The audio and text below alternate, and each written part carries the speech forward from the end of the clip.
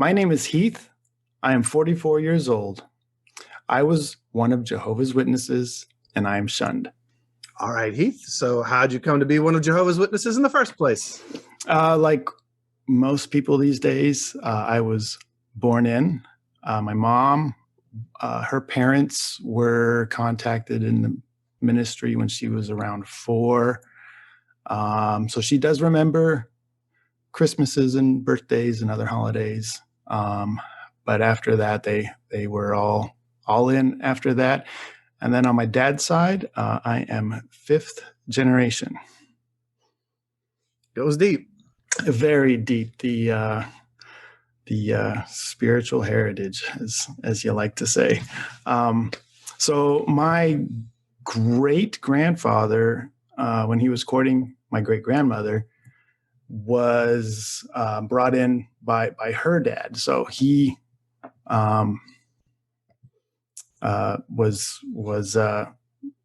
back.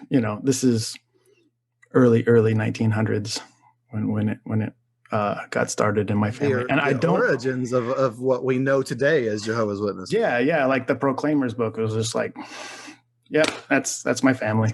I don't know how my great grandfather was brought in. That's a story that's probably dead as far as I know, with everybody else. But yeah, so I do know that my great grandfather was brought in by my great grandfather when they were courting, and my great grandfather was one of the anointed as well. So when that came out, and I think the 33 or 35 convention, there was about the anointed and the heavenly hope and the earthly hope.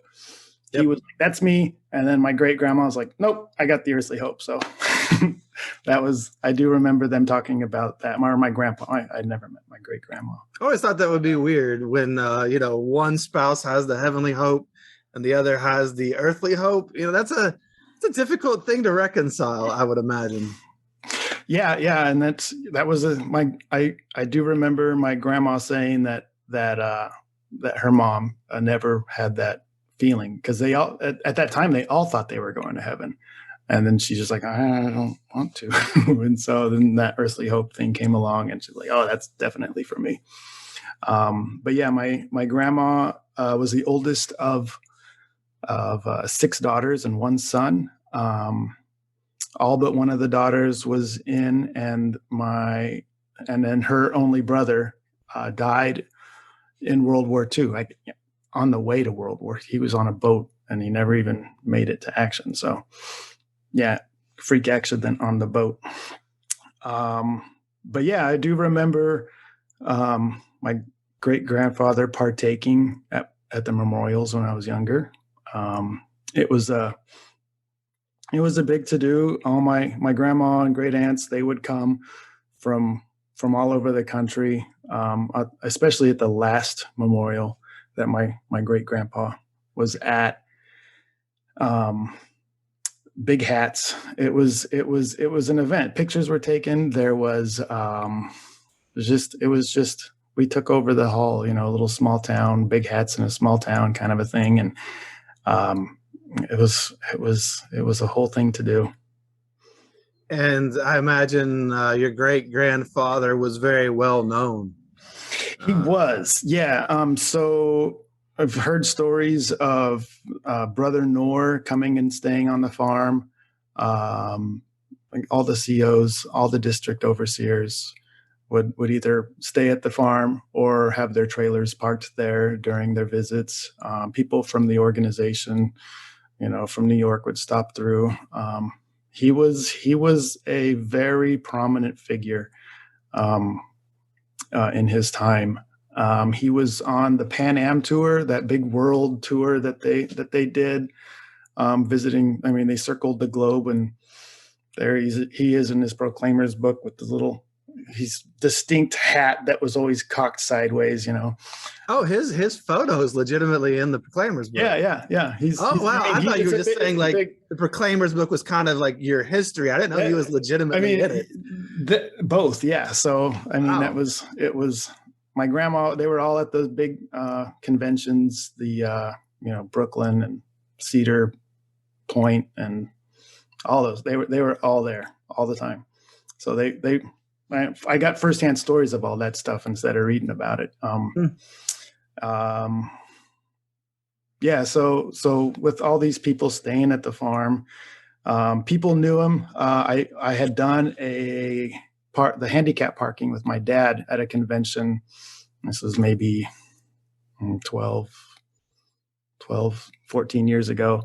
And an elderly gentleman had this very unique cane with watchtower carved into it and stuff. And my dad asked him where he got it, and he was mentioning that they got these canes at a convention to prevent people from entering and protesting or rioting. And so they would lock arms with these canes, and it would keep the bad guys out at the time. And so as they were talking, where they were from, it got brought up, and the guy said, "Oh, so you know my great grandpa?" And my dad, he's like, "Yeah, that was my great grandpa." And he's like, "Oh, he bailed me out of jail when I got arrested for the preaching work back in some small town in the Midwest." And there's stories like that just all over the place. It was crazy. And I remember you telling me he was a rather well connected, or there were a lot of connections. Yeah. He was friends with Bob Dole in the same town. They grew up in the same town. Like he farmed with Bob Dole's dad. That's how far they go back. They went to a convention when my grandma was teens, 20s in Philly, and they had a hard time getting a room there. And so he called up his buddy Senator Arlen Specter, and they got a room through him. So he just set him up in the presidential suite at some hotel downtown Philly. And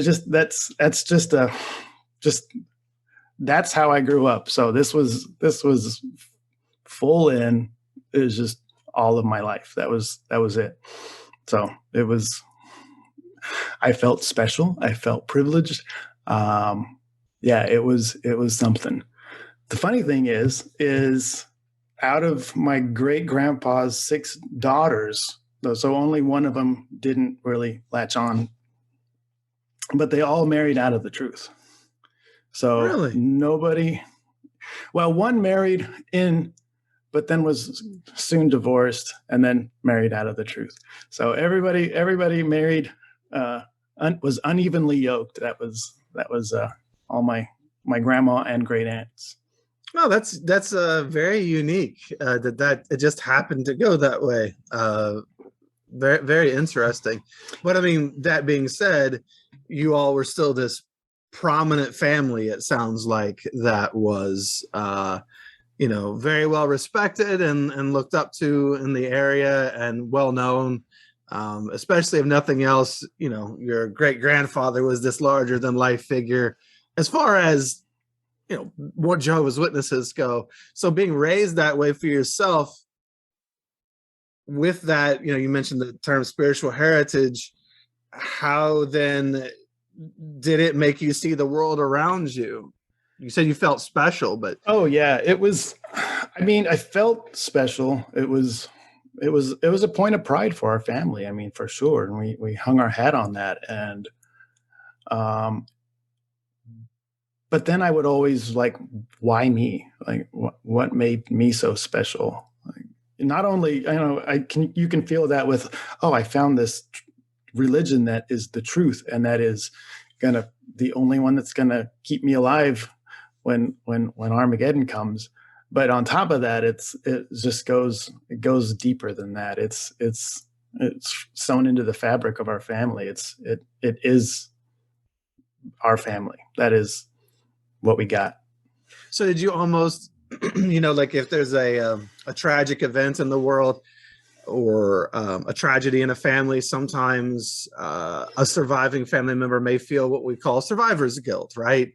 Did you kind of, because I know myself, even as a young person, I remember asking my mom one time, like, so why is it that I get to be born in a predominantly Christian nation and we just happened to move next door to Jehovah's Witnesses, and then you just happened to hit it off with the neighbor lady, and suddenly, we go down this path.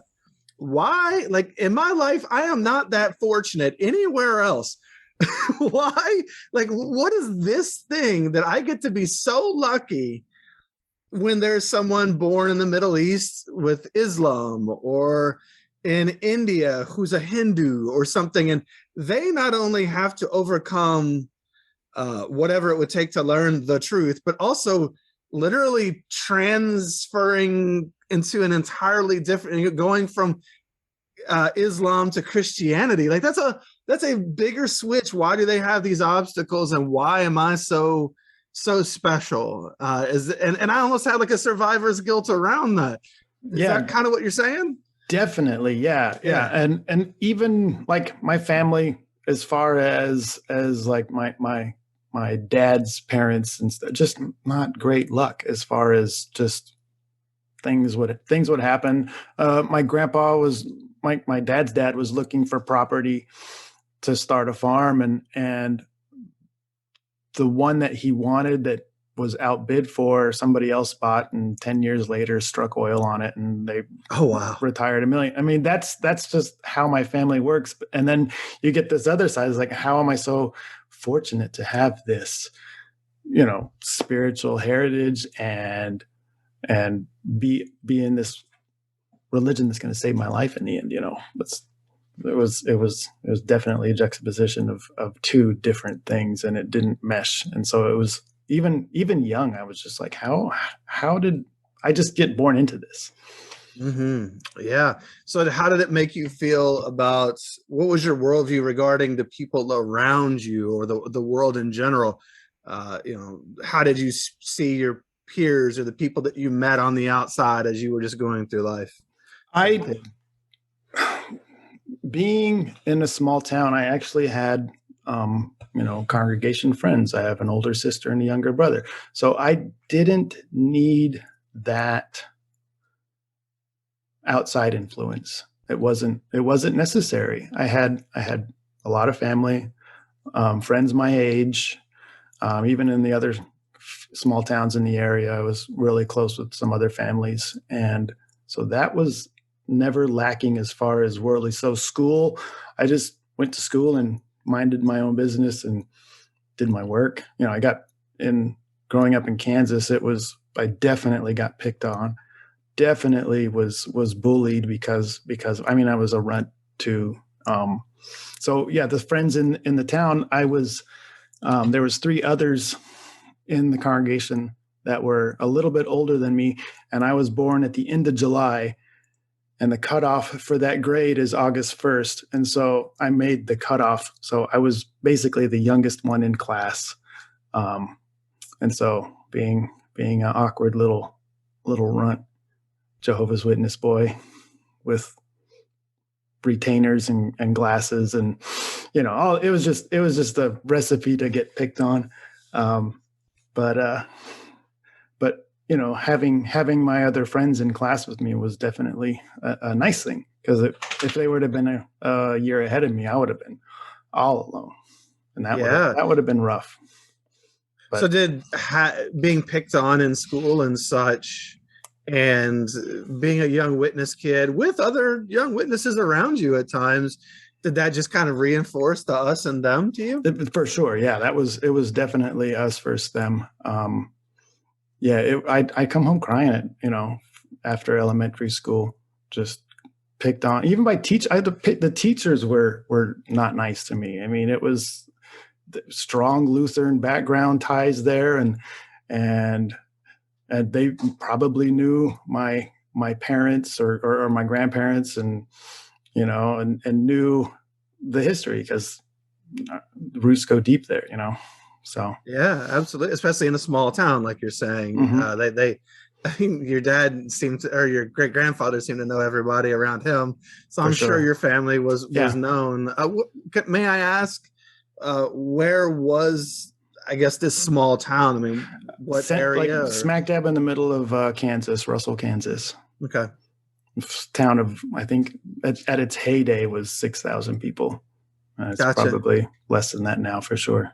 So small town in the middle of it all, kind of. Yeah, You center of know. the country, and back in when is it be it would be the 40s, rural America was the heartbeat. Cities weren't what they are now. So Yeah, absolutely. Yeah, now disrespectful. Well, somewhat disrespectful terms like flyover states and such. yeah, yeah, yeah, As though there's nothing there worth seeing, which isn't the case. yeah. And um, like you said, back then it was a whole different feeling about those areas. So school obviously was an area where I'm sure you stood out, but at least you had some people to stand out with. Yeah, Like if you can't do Christmas or holidays or something, correct. or you at least had some It other friends in the class with you. it wasn't just me sitting in the hallway while kids ate cupcakes. That was the four of us would go to the library or do something, and yeah, so that was nice to have, and I know that not everybody gets that, and it helped keep you honest because you might have given in, had it been just you. Yeah, peer pressure Yeah, from your other JW kid friends. So school doesn't sound like it was your favorite place. It sounds like you had yeah. Starting struggles off, there. it was not. Okay. So what about your home life growing up as a kid? What was kind of the temperature of the home? What was how was your life? Where obviously you all were a prominent family, JW wise. Uh, what was the tenor of the house, and I don't know, what were the good times, the bad times? My it was a very loving home. I am very grateful just to have the household that I grew up in. Um, my dad was an elder, as far as I can remember, as long as I can remember, and they pioneered when they first were married, so they moved to where the need was greater, and they were a pioneer couple. My dad was a nighttime janitor. He'd buff supermarket floors at night, you know. And when they had us kids, then they moved back to the family to Kansas and started farming again with my grandpa and settled down and had my older sister and me and my younger brother. But yeah, it was a very love. I mean, we weren't we weren't rich by any means, but we never lacked anything as well. So it was, as far as that was concerned, my mom was a stay-at-home mom. If anything, she'd pick us up from school, home cooked meals every night, clean house, loving house. It was just You guys have fun together? Oh You yeah, guys we have absolutely did. We game did a lot nights of or go out activities. and do things? Yeah, we'd always, summer, and so farming, once the crops are done, you'd go on vacation because nothing's happening, and you get that big first check, from selling your crop. And we drive. There was three kids, so flying was not an option. So we load up the station wagon and we'd head to my other grandparents in Florida. We'd go to Arizona. We took this one trip to the Ozarks. That was a blast for like 2 weeks. We just camped through the Ozarks, drove to Washington State to visit some other family up there. And, it was just, we were always doing something. Yeah, it was definitely a very, very nice childhood. Nice, nice. Sounds like you guys had some fun, and you're describing it as loving. So it sounds like you felt seen and heard, appreciated in your home, and parents got along and Definitely. everything. Yeah, So no fighting, parents got along great. It yeah, was just, cool. feel the love for sure. Yeah, that's a Um, beautiful thing to be able to experience as a child. yeah. And, dad, he'd also do contracting when you're just watching stuff grow. He would build houses or do remodels he also he hung wallpaper as well. So in the winter or He would take wallpaper jobs, which would take him to hotels, or he did Dillard's department stores. They used to do a lot of wallpaper in there, and he'd be gone for a few weeks at a time. And I wonder now, I don't remember exactly how long, but I do remember him not being there for a few weeks. And yeah, he was always working to keep us fed and everything. So Between that and being an elder, was it hard to, I don't know, find time with him just because he was so busy? I mean, I'm thinking farm, wallpaper, and elders. That's a lot of work, man. He sounded like a busy guy. no, I mean we always, like in Kansas, we'd go fishing. Cool. I mean we also hunt and stuff, and or be out at the farm and hang out with Grandpa and fix tractors, and he'd send me off, and I'd go all over the farm and get in trouble out there. And yeah, I was never. I mean, even though he was gone a couple weeks at a time here and there, it wasn't the norm. So like maybe 3 weeks out of a winter. All right. So, it sounds like your family was really a very loving family and you all were having a great time. How about it? What was life like for you? So life at home was really good. What about life at the Kingdom Hall? What was it like there for you? Did you personally, I'm sure your family was very busy in it.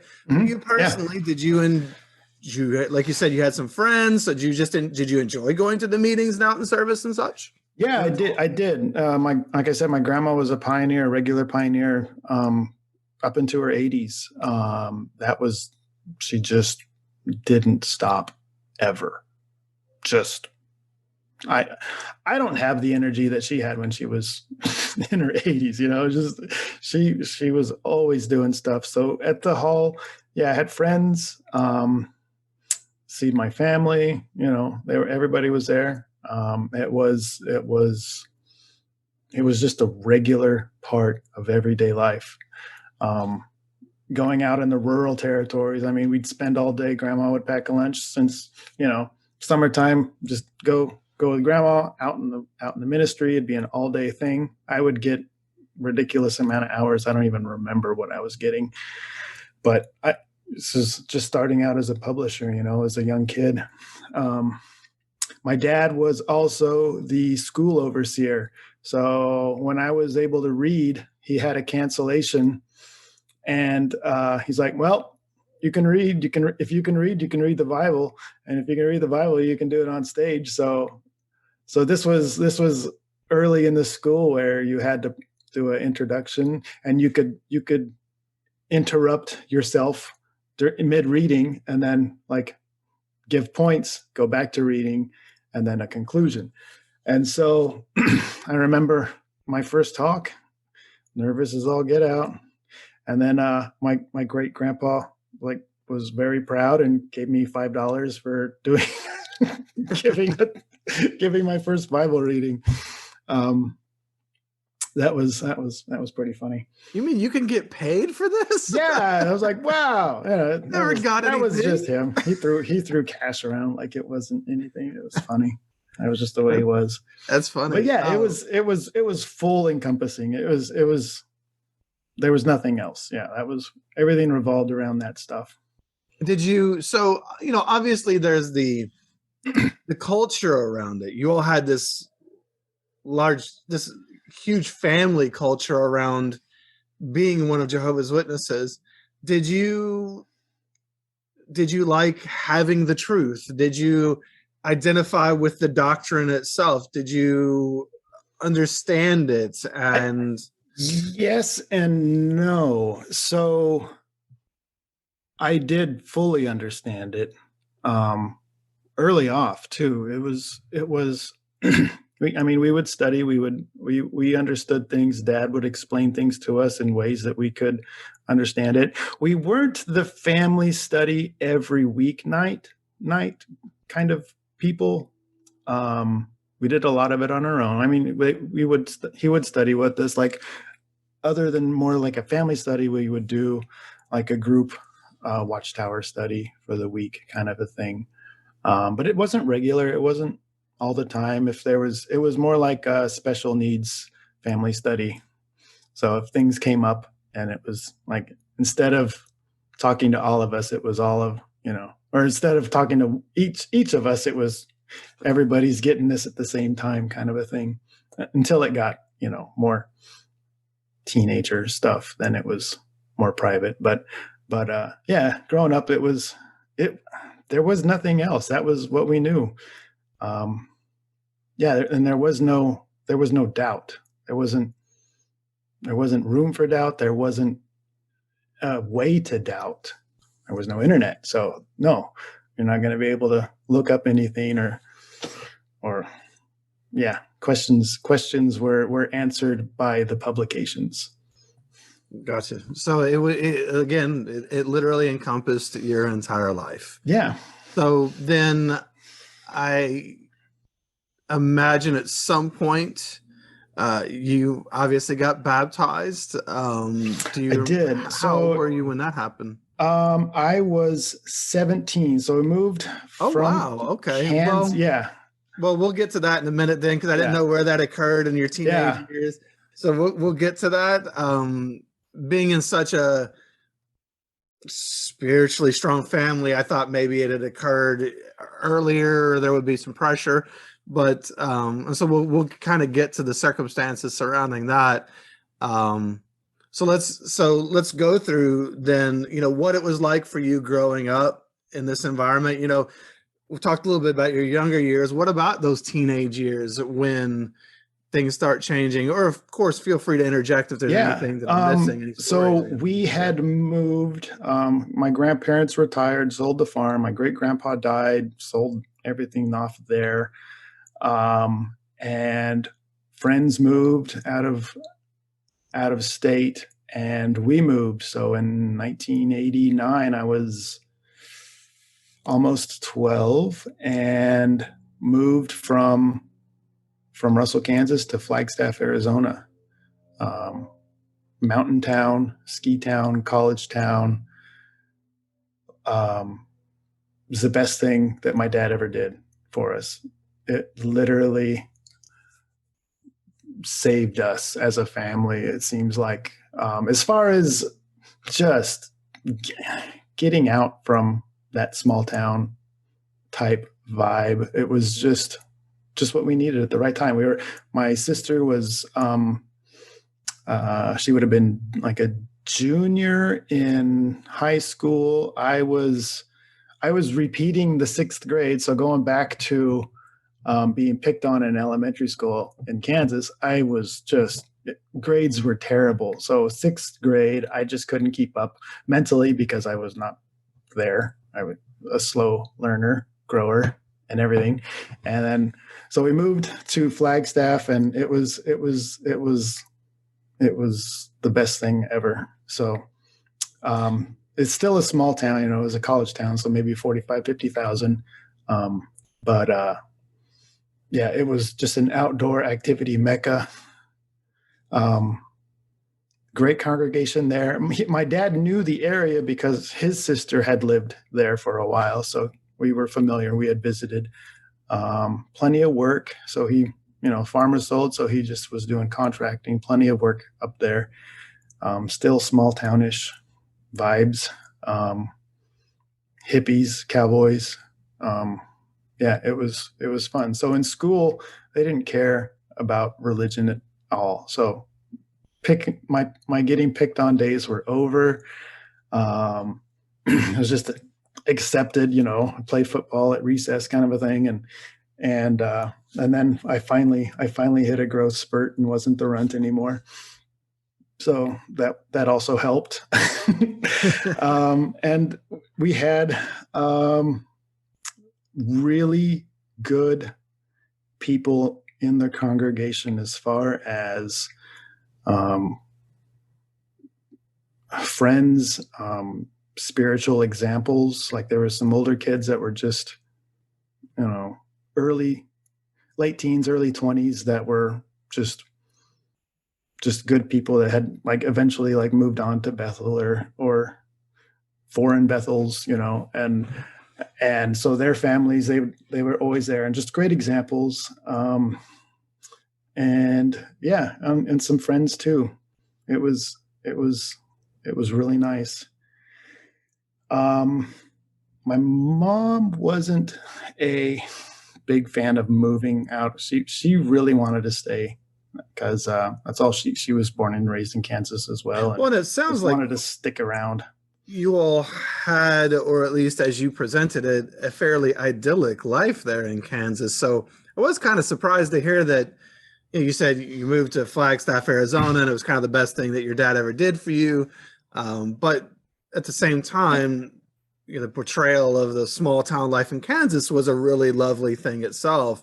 So it sounds like it was good for you all, just in different ways. Yeah, it was. It was limited as far as it ran its course, kind of a thing. You outgrew Everybody. it. We weren't the first ones that moved, and so people But were your leaving. mom really liked that. Maybe like, was it a different pace of life, or these are just the people she knew and the place she knew? Yeah, you can drive down an empty street to the grocery store and don't wait in line for anything, and that and just very small town. I don't want to say sheltered, but sheltered. You don't have to hit a freeway to get anywhere. So it was hard for her to move to, I know it's not a big city, but the big city in contrast. Yeah, for sure. And so she wasn't happy, and actually was disfellowshipped when I was around 12, 13, after we got in there. And that lasted a year. It was like literally maybe just a year. So what was that like? Back. Having your mom? That was rough. So they sat us down one night and talked to us and said that mom was going to be disfellowshipped. Back, they didn't say not a witness anymore. They actually called that, disfellowshipping back in that day. And so that was rough, but we were rallied around. My dad stayed an elder at that time, which I didn't realize was strange. Typically now, if your spouse is doing something, they're going to take you down too. And so I at that time I didn't learn what it was about until much, much later in my life. I didn't want to know. I figured, but I didn't want to know. I didn't want that in my brain, so I just ignored it, blocked it out. But yeah, he stayed an elder. She would make it to all the meetings. She would keep us studying, like, you got to study, even though she couldn't study with us. She would like, do your studies. And yeah, I was pretty bitter about that for a while, but it was bitter about what? The fact that she had been disfellowshipped? Yeah. Just things changed. Things weren't all rosy as I thought they were. And it was shameful or so I thought, Was it hard? Was it hard just day to day in family life? Did it change the way you saw your mom at all? For a very short time, but she was still my mom, and she was still. Sounds like she didn't change that. So she was still acting just as one of Jehovah's Witnesses. Yeah, she was. Nothing really had changed there. She was. And then, through all that stress, that winter that she was disfellowshipped, she got pneumonia. She was on oxygen for weeks at home. Never had to be hospitalized, but it was close. Just, that all that stress of that going on just wrecks your system. So she got that, but the congregation stepped up. We got the casserole patrol going on. It was all the time. Just people were still helping out, and that was nice to see that. And then when she was reinstated, she was fully welcomed back by everybody, and that was really a nice thing. Were you treated any differently in the congregation? Nope, not at all. Good No. for them, because a lot of Yeah. times if somebody's parent gets disfellowshipped or whatever, it's like the kid becomes de facto disfellowshipped, No, and it's no, weird. we were, I would say almost more included into things. No, people are rallied Uh-huh. around you then. Yeah, for sure. And that's just that, again, it was a small town vibe. There's two congregations in Flag, and there were the people that had to know what was going on. So I remember my sister being invited out to the known gossip lady's house, for dinner. And my parents are just like, don't give her anything. Don't tell her, just because they knew what she wanted, and she wanted all the juicy gossip on what was going down. So I do remember that. But yeah, it was that was a tough time, but life there was good. I was happy in school. There was outdoor activities all over the place. I mean, I still did everything with my dad. We were hiking the Grand Canyon, and you know going out in the woods, and just it was just always something, skiing, snow play. Just it was a really really nice time. Hey, I gotta um, ask, just because you haven't mentioned, what about your siblings? Did you have a good time with them? Absolutely, yeah. So I was the middle child, the black sheep, um, screwed up middle child. So growing up, it was there. If there's three kids, there was always 2-on-1, and that 2-on-1 was always shifting.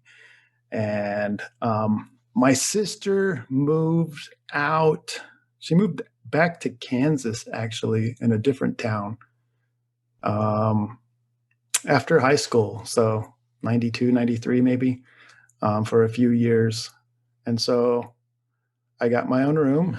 My brother moved into her room, and after like 3 years, she moved back and then got married, at like, I forget how old she was, 22, maybe 23, which I thought she was over the hill. Oh Like, yeah, man. who's going to 22, marry her now? 23, Yeah, man. it was a funny thing how she met her husband. So my dad was giving a talk in Cottonwood, which is central Arizona, and he's like, we're all, dad's giving a talk, everybody's going, and so get up early, and go to the meeting. And he was like dragging her out. It's like, you're coming with us, and she's like, no. It's like, that's it. What if you meet your future husband today? And it's like, I would. And so I was sitting next to her, and her husband now was reading Watchtower, and he saw me sitting next to her, and he thought we were together, and then come to find out we weren't. That's my sister, and and they started dating, and it was really quick engagement. He moved up, and started working for my dad, and they got married in a very, I don't remember, it was less than a year, I think, between meeting and getting married. So I mean, if you can stand up there and read the Watchtower, you're good husband material. yeah, for sure. Yeah, she was not interested at first, but yeah, he won her over. Sure. Well, so that's cool. I just wondered, if you guys, so it sounds like you guys were following the lead of your parents, and as far as, not only just being Jehovah's Witnesses, but sounds like you all had some good times together. Oh yeah, we did. We definitely did. We did all kinds of stuff together. It was there. As far as like activities, it all did not revolve around going to meetings. Like when we would go on vacation, we were on vacation, and that included vacation for meetings most of the time too.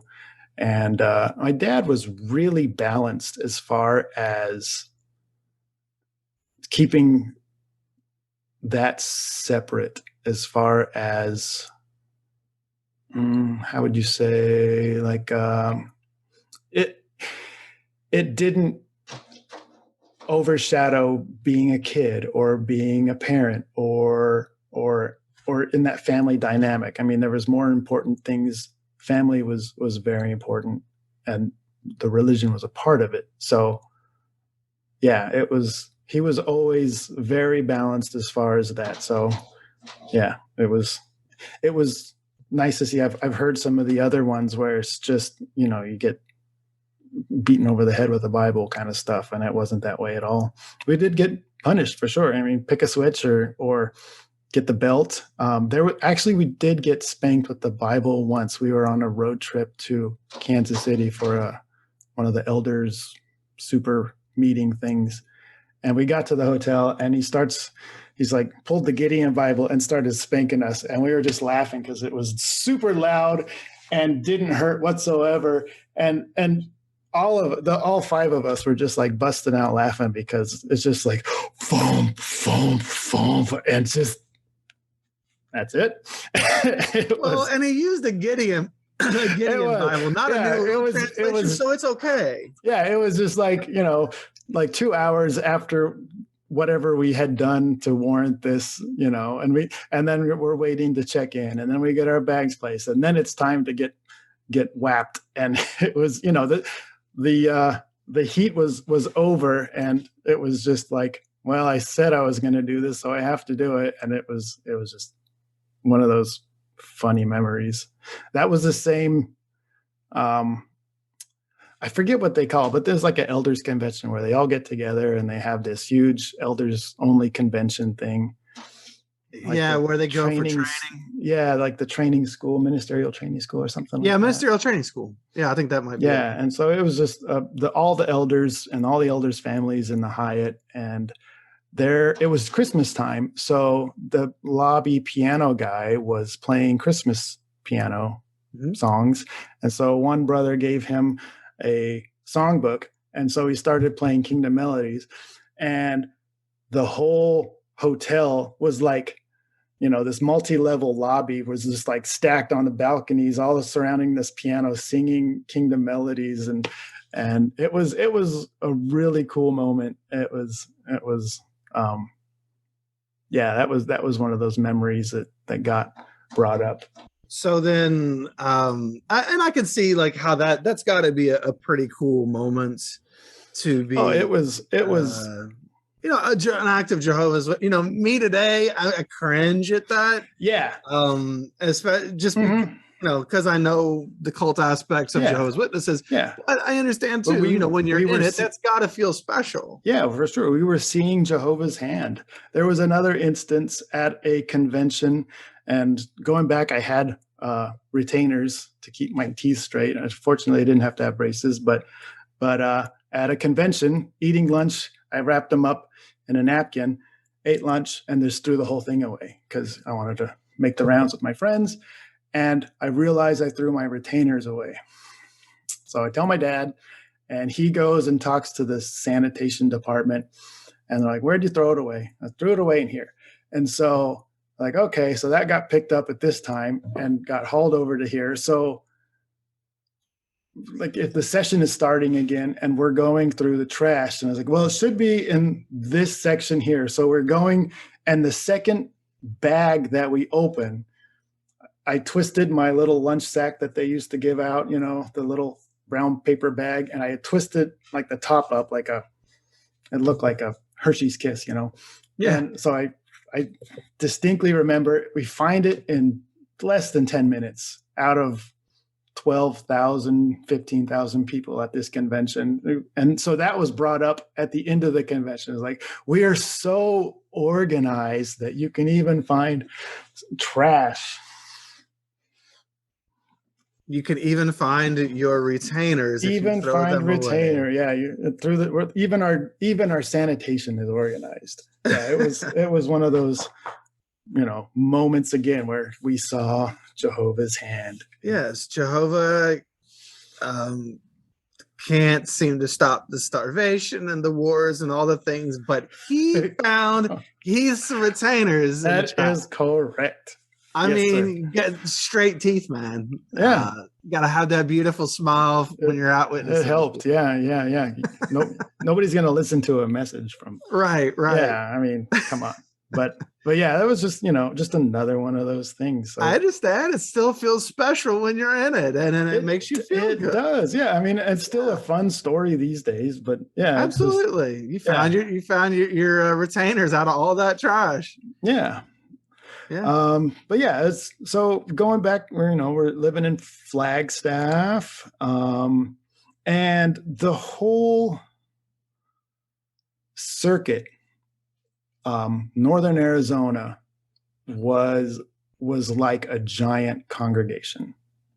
I've talked to people. I've never experienced anything like this circuit. It was incredible. There's so many kids our age, teenagers, all around the same age.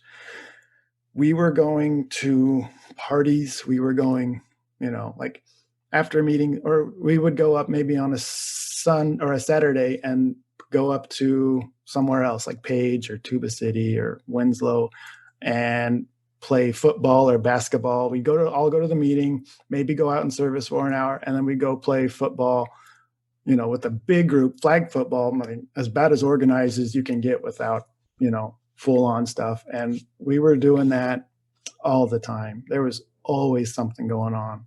And, we'd get people from all over.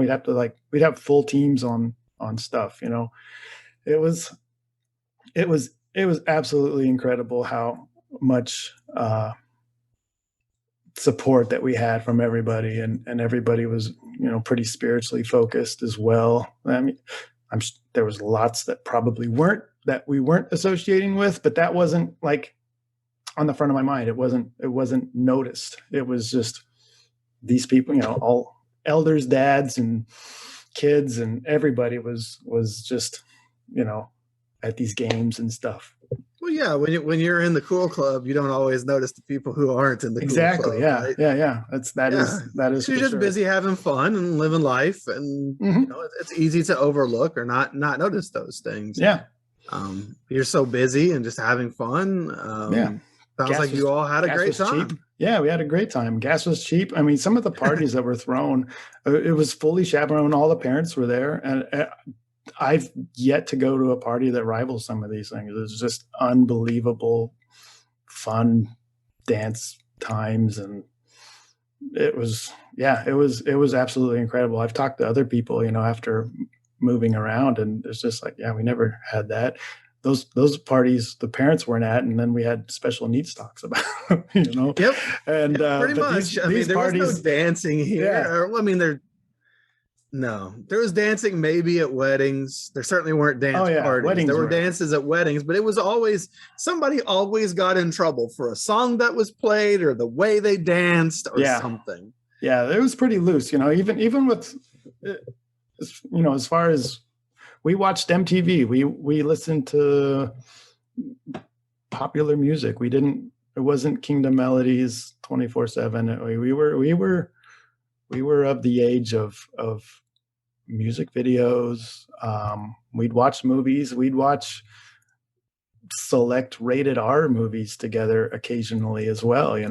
I remember watching Die Hard unedited. My dad heard it from his hairstylist that this was an incredible movie. So we watched it, and it was, wow, there's a few movies like that here and there. They were very select. You had to know what was going on. So in case we had to close our eyes on some parts. So occasionally you allowed Satan to entertain you. Yeah, for sure. Yeah. It's fun stuff. The things that people would get so uptight about. Yeah, it sounds like you guys had a really lax, permissive atmosphere to an extent for Jehovah's Witnesses that allowed you guys to be free and have some fun in ways that not everybody got to experience. Correct. Yeah. And like I said, going back to like my dad's being balanced, and he was always he lived in the gray area even as an elder, he lived in the gray. He was the voice of reason a lot of times when other elders in meetings would see fire, he'd be like, let's take a look at this. Let's step back. And it was everybody respected him for that for the most part. There was a few that kept trying to get rid of him, but that's another story. Um, So did you ultimately end up getting baptized there in Arizona where you yes, were having I this great was. time with all these people? I did. Yeah. I was 17. I was a junior in high school. I I got baptized and I go in those we were still getting lunches, in lunch line back then. And I get into line all wet and people are like, I thought you were already baptized. It's just like I had been living that, but I knew it was such a big deal, a life changing, obviously a life changing decision, that I was never pressured to get baptized right away. Um, I was 17. I mean, I hear a lot of kids have to get baptized before they're 18 or they're kicked out of the house. But I was so in it. It was already a part of my life that making that step was important to me, and it wasn't pushed. It Um, was assumed.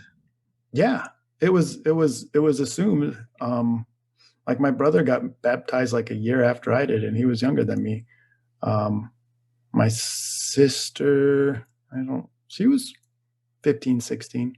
So none of us really got baptized super young. I think my brother was 14, 15. Hmm. Yeah. So we So what made you yeah. do it at 17? What Oh, the was girl I did you liked just got baptized. Oh, well there you go. Like, well, You if did she's it doing for a it, girl.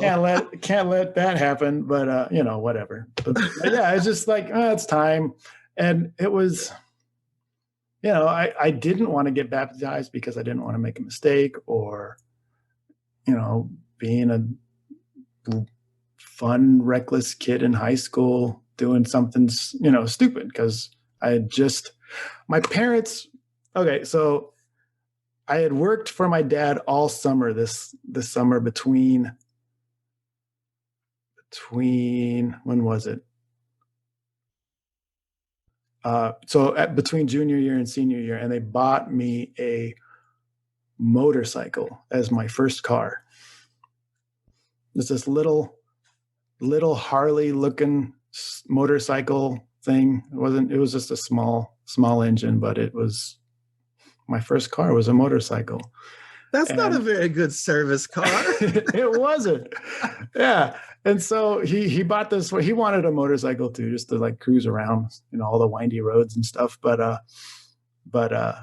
yeah, that was my first car, and very impractical for Flagstaff, Arizona, which gets 100 inches of snow every winter. Um, so yeah, I got a motorcycle as a senior in high school, and that's the kind of kid I was. They knew I wasn't gonna jump it over some canyon and kill myself. They knew I was gonna be pretty responsible with it, and I was for the most part. Yeah. I have to smile about this because I think that encompasses so much of your life growing up. You were given a motorcycle for your first car. I think Mm-hmm. that just shows that like your parents kind of trusted you. They were also super cool for Jehovah's Witness parents, Yeah. and allowing you to have this. I mean, on the one hand, you've got this expectation of being one of Jehovah's Witnesses, but on the other hand, because I don't know if it's because they assumed it was just going to be the natural progression, they weren't so worried and trying to like crush you and control you and keep you so close. They're like, yeah, they were cool about it. Yeah. That is so rare. It is. It's Wow. looking back, that was just normal. But I mean, like looking back at other people, it was so bizarre, just out of the norm. And my parents lived like the spring example that every other brother giving a talk about kids likes to bring up. I think that they just let us have freedoms until we blossomed and off on our own, and it worked for them. Well, Yeah, and I it also definitely have to did. say, it doesn't sound like, so here's my problem that I've always had with the spring analogy. And Go for for those who, I guess, haven't heard it, it's, it. you have this spring, it's like your child, and you compress this spring. And then over time, you gradually give them responsibilities or freedom. You gradually let the pressure off that spring, because if you do it too fast, the stored energy in the spring, it will just bounce off and go off in uncontrolled directions. And so if you just slowly release that spring, but there's something in your story though that gets at the heart of the thing that I always had a problem with that story. And that is, why do you have to crush the spring to begin with? Yeah. And I don't think, it doesn't sound in your story like your parents ever felt like they had to crush you and then gradually give you things to that degree. Yeah. It doesn't sound like you grew up in quite the Well, you're not going to give a 3-year-old a motorcycle. So you're going to, I mean, you could, but I mean, you're going to right. But I mean, they were gain allowing responsibility. you, but they were allowing you to have fun and to not, like Jehovah's Witnesses, the cult doctrine and culture did not dominate every waking moment, and they weren't grilling you all the time, and they Mm-hmm. weren't always up in your business and like super negative about it all. It Yeah. sounds like they allowed you to be yourself to the degree you can be growing up, with only one worldview as an option, Yeah. but or exposed to it, but they allowed you to, and with the amount of people around you and everything, you weren't super lonely and you weren't No. always feeling like you could never be good enough. They were treating you fairly well in this process, and they never fully crushed that spring and broke it, Yeah, for sure. which a Yeah. lot of people do. They crush that spring until it doesn't bounce back. Yeah. My sister rebelled a lot when she was a teenager. I would Okay. hear her and my dad argue like at 17, 18, and hear her get in her crappy little car and rev it up and drive away at night. Um, and I don't want to do that, like Okay. I imagine some it's of a your whole lot, personality it's a comes into whole this lot too. easier to play along than it is Okay. and that was me. I was just like, avoid conflict for, as long as possible kind of a thing. Well, we were bred to be codependent people For pleasers. sure. That too. Hmm. I mean, that's how you Yeah. keep control over people, right? Yeah. But it does sound like, and of course, we're only getting some of the story here, right? But we can't tell all the stories that could possibly be told in the Yeah. amount of time we have. But Yeah.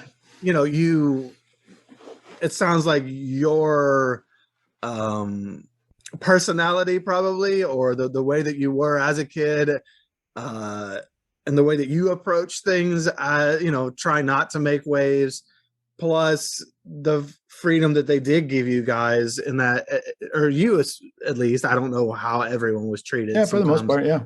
siblings are treated differently at times, but Hmm. sounds like it really worked for you, and so it didn't have to be this huge deal Yeah. because they What was I going weren't. to rebel against? Yeah, you didn't have a lot to rebel against. You weren't Yeah. being crushed. Hmm.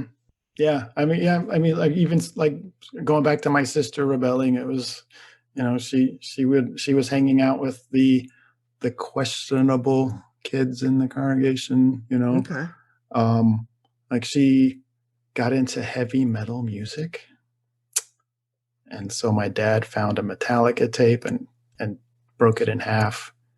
And then me, being the nerd that fixes everything, put the tape ribbon into the old Maxwell cassette tapes. You Yeah, so I rebuilt the took the cassette. tiny little screws out and just replaced the Yeah. ribbon, and so put it all back together. And I gave it to her. And she's like, "How did what?" That I can is fix awesome. that. Just stupid little things like that. Plus, Like, it's now in a Maxell case, so it's very yeah, generic and nobody knows what's exactly. on it. Yeah, so she had all the Metallica out. But wait a minute. Why are we snapping Metallica tapes in half while at the same time watching rated R movies? It's It's a little inconsistent. you listen to you get these, listen to the talk and then go off on Yep. something like your hyper um, attention on one thing for a minute after you hear it talk about it. Yeah, You there's a know, there's a Watchtower article about Watchtower heavy metal music. article, public talk at a convention where you feel like you're not doing anything at all because the brother with no legs is pioneering in Africa, and yeah, just stuff like that. You're like, oh well, I got to change everything now, and then 2 weeks later, you're back to normal. Yes, the brother in the Iron Lung is not listening to Metallica. Yes. So what do you No, think not at you all. were doing listening to Metallica? Yeah. So there was that, but it was few and far between. Gotcha. Yeah, my dad had to feel like he had some control when she was rebelling out of control, but she turned out okay, I guess. So you got baptized at 17? Got baptized. Yeah, and then I was working at a little job after school, little hardware store, making a little bit of money. And then senior year, I did a program where you go and work at, like, you leave school and like you get credited for having a job. So I was working with my dad. He was a general contractor, so I was building houses and remodeling bathrooms and stuff. And so I was getting credited for that. And then that winter of senior year, I bought a truck with 2 doors, which is also not a good pioneer vehicle because, that's what I did.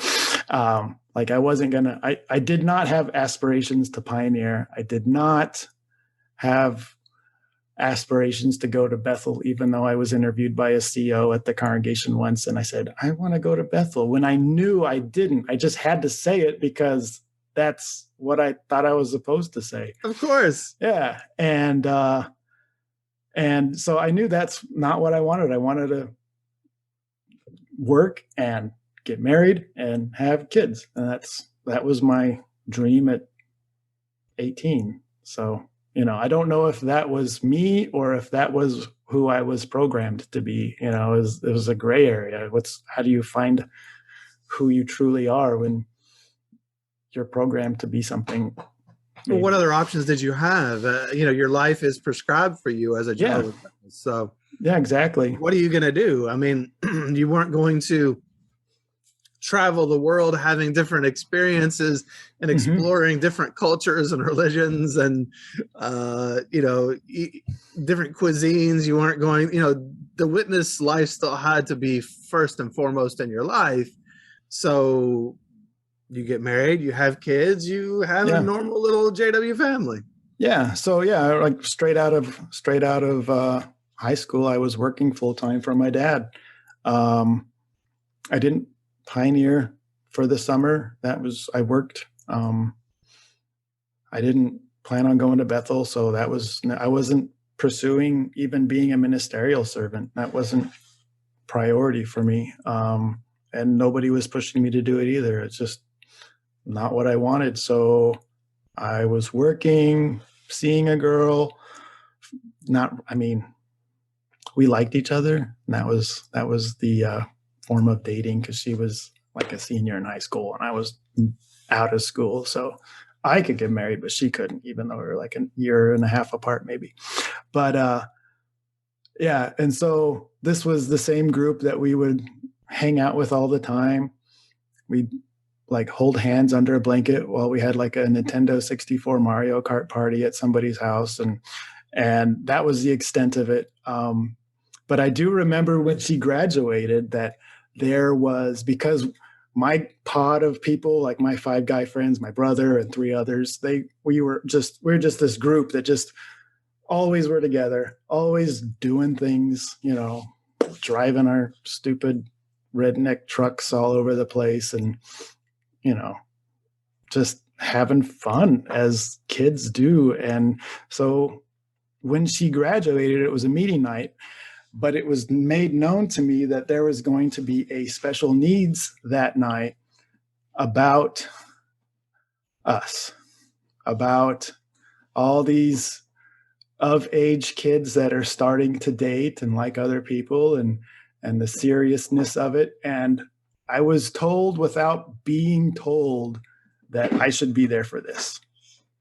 So I didn't go to the graduation in the other town. I went to the meeting, and I was praised, and just everybody knew what I didn't do to go to that meeting. So Wow. it was like a little pat on the back for myself that I did the right thing by going to because this, they had to hold this special needs talk was for us guys, and my friends, a couple of my friends went, and my brother and I and another one of the brothers that were in this group stayed for that. Man, think psychologically about that, about just the pressure that you're putting on these 18-year-old kids or whatever, to be at this meeting, or else, we're almost testing your faith. Yeah, I didn't feel that at the time. But it was like, this talk is for you. This is an important talk. And so I, again, did the right thing that people wanted me to do, as that's what I did. That's how I grew up. So doing the right thing that other people want you to do. Yeah. That's how you grew up. But we weren't, none of us were getting in trouble. I mean, we're all being good, and there's no shenanigans were happening.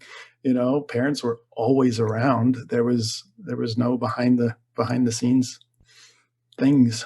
We were just 18, 19, interested in girls. Go figure, huh? Mm-hmm. And they had to have a talk about that.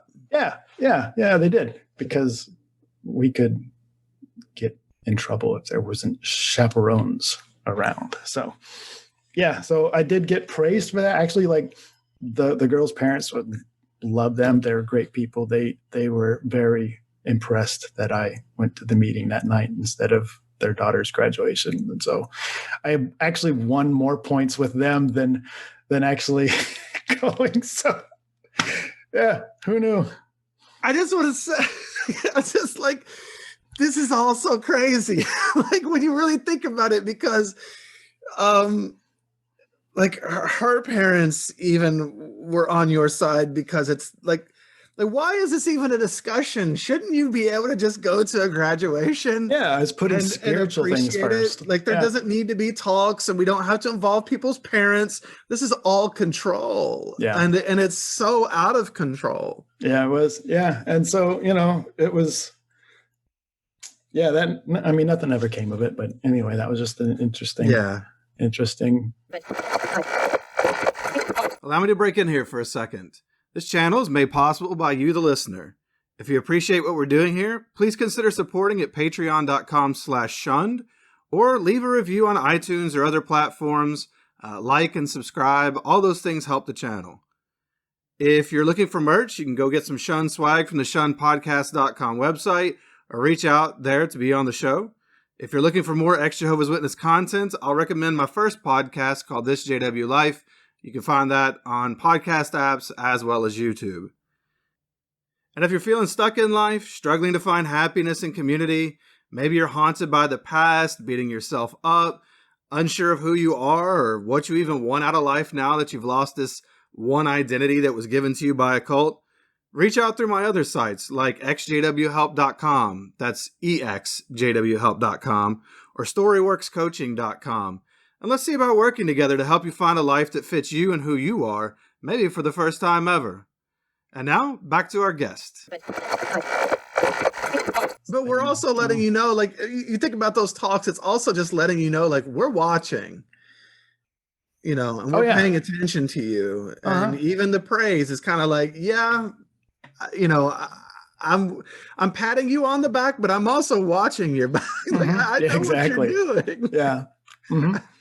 Yeah. I mean, we're holding hands and playing Mario Kart. I mean, under the blanket, just holding, nothing else. It was just hand holding, and that was the extent of it, basically. An orgy of Mario Kart. It was so much. It's so dumb how crazy. The new 64 with the 4 controllers and the little 4 screens on the.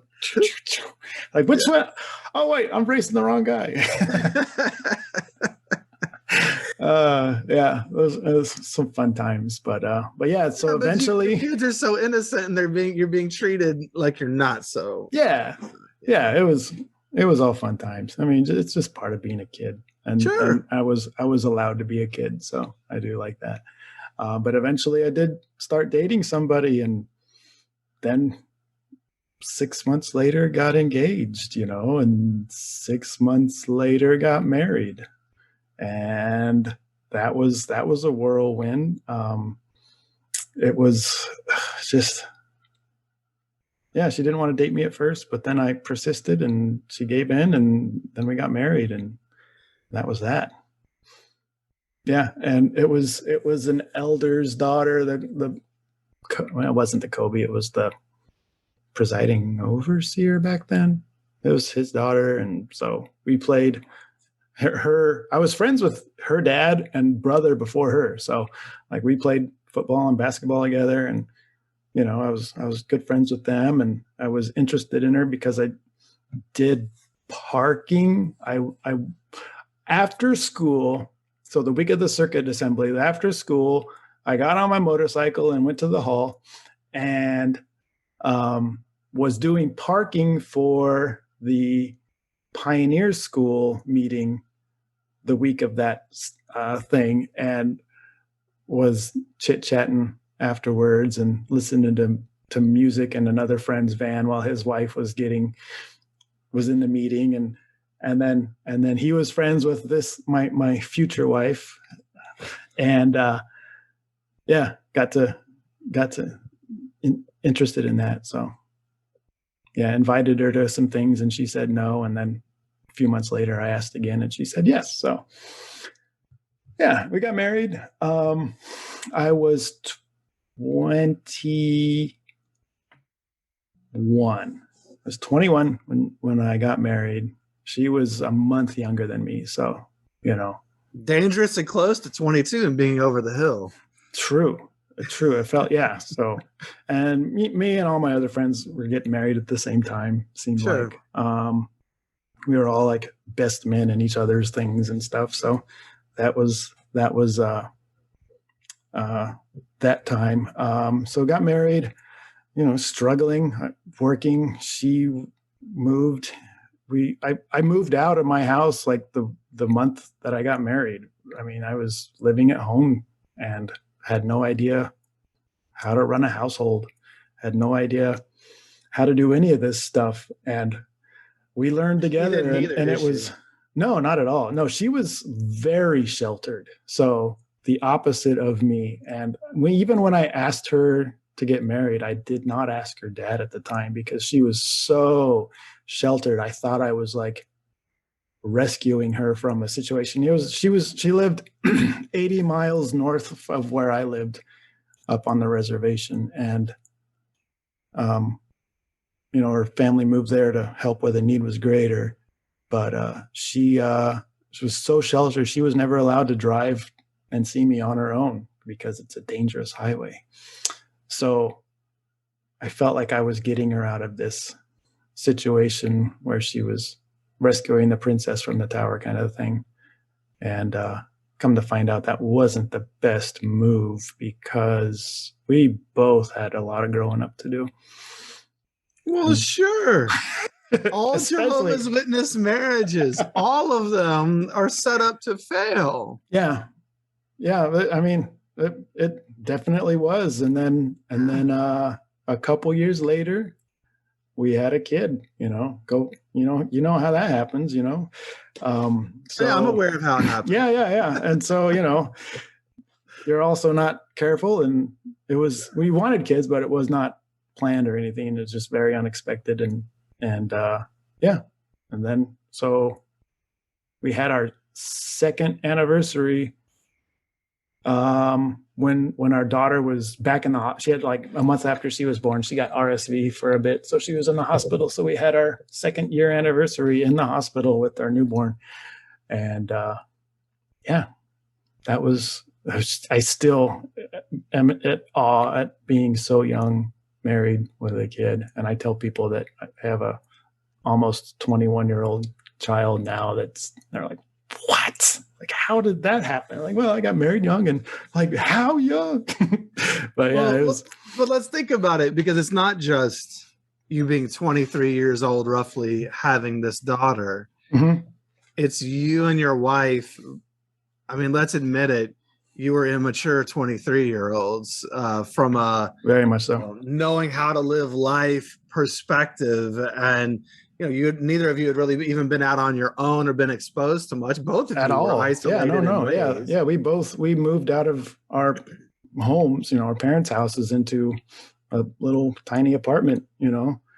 and and broke as all get out because I was not, I mean, I made okay money, and she was a waitress. She eventually, well, she didn't start off working, but I mean, things were so tight. Like, you're gonna Well, have to do yeah. it because Again, that's where all. you That's all taught she how to did handle before. money. Yeah, we didn't. Yeah, so credit cards were like, oh wow, look at all this free money we got. So those went a Where are you little. taught to have money, to disagree, and to have fair fights, to talk about No, things, couldn't to talk about things because somebody would tell somebody, or their dad or another elder, and then our marital spats or issues were going to be public domain, eventually. So you couldn't be fully competent, or not competent, but fully engaged with your spouse in conversation, because you knew that wasn't going to stay between you. so you can't even be yourself in your own Not at all. relationship. No, not at all. Not at all. So yeah, we had a daughter. That was fun. Moved to, so my daughter was 3 months old or so, and we moved from Flagstaff to the Phoenix area. My dad had started another business, and it was a distributorship type thing, and so it needed to be centrally located. So we moved to the big city where all the people were, all the business was. And like my mom moving to Flagstaff, her moving to Phoenix was not welcomed. She wanted to stay up near her parents. And Oh, so had you moved, you were still like 80 miles from her parents, though, right? In correct. Flagstaff. Okay. Yeah. But they lived in an itty bitty reservation town. And Gotcha. so Flagstaff was where you got groceries or go to Walmart or, Oh, wow. Okay. anything. So yeah. So it was, yeah, always in Flagstaff every other weekend, it seemed like. Okay. 80 miles is just a long way to go for groceries. So, Yeah. I mean, there's a okay. grocery store Wow. there, but if you're going to stock up, Yeah. yeah. Okay. So that, I mean, gas was cheap, and everything so far apart in Arizona that, driving 80 miles is not a big deal. Okay. All Yeah. right. Yeah. Up there anyway. Phoenix, Sure. it's like, yeah, once you're in the city, it's like, I have to go across town. No, not anymore. But yeah, moved her down here, and she was not on board with that. But it was like, I'm working, and this is where my work is, and so this is what we're doing. And I had to put my foot down as the spiritual head. It sounds disgusting now, but yeah, that was how that was. Moved here, wasn't happy. We weren't happy. But we made the best of it. The November of 2003, on our way to a meeting, we got into a serious automobile accident. We got T-boned in an intersection by a guy on meth, and rolled our Ford Explorer through the intersection a couple times, and that changed everything. My wife had her whole head and arm and shoulder out the window. So her head hit the pavement as we were rolling. She had glass and asphalt up her arm, in her scalp, side of the face. Really bad concussion. I broke my finger because as I'm holding the wheel and he hit the front tire, the steering wheel turned and broke my broke my finger here like a log. So just like from knuckle to knuckle, it was split. I had to do surgery on that. I thought I broke my leg because I was pushing the brake pedal so hard. So they were actually calling a ambulance or a helicopter in for me, but they got me out. They had to cut us out of the car. My daughter in the back seat was in her child seat, and she wasn't making a sound. And my wife and I were just so scared to even turn around. And so I was able to turn around and look, and she's just wide-eyed. Her seat was just a little tilted, perfectly fine. Both of her windows were still intact. Every other window in the car was blown out, and she just perfect, just had a couple glass scratches on her, and just silent, like what happened, and totally fine.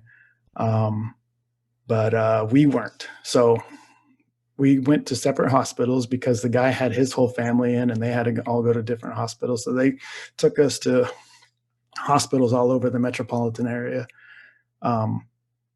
And my dad and sister were in Vegas at the time at a trade show. And so we got to the hospital. I was cut out of my suit. My wife thought she was fine, but they didn't realize till later that how bad her concussion was. It had completely just reshaped her head. All the little bones in the head had moved and stuff. And so I was fine. I had to be in there a couple days because they needed a specialty surgeon to screw my finger back together. So I was in there longer than I really should have been. But it took a good month to recover from that. Changed work, changed everything for us. And it changed my wife's personality even. Like people didn't, she was completely different. So from that time, I was very depressed. I found out much, much later because I don't have any memory from after the accident up until we moved back to Flagstaff. I had a good job.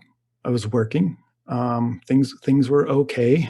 But home life was not okay. Fighting all the time. I didn't realize how many meetings I missed, but I missed months of meetings, service. So obviously inactive. And I realize now that I was depressed during that time. Just the home life was just not fun. Can I ask? Yeah. When you said,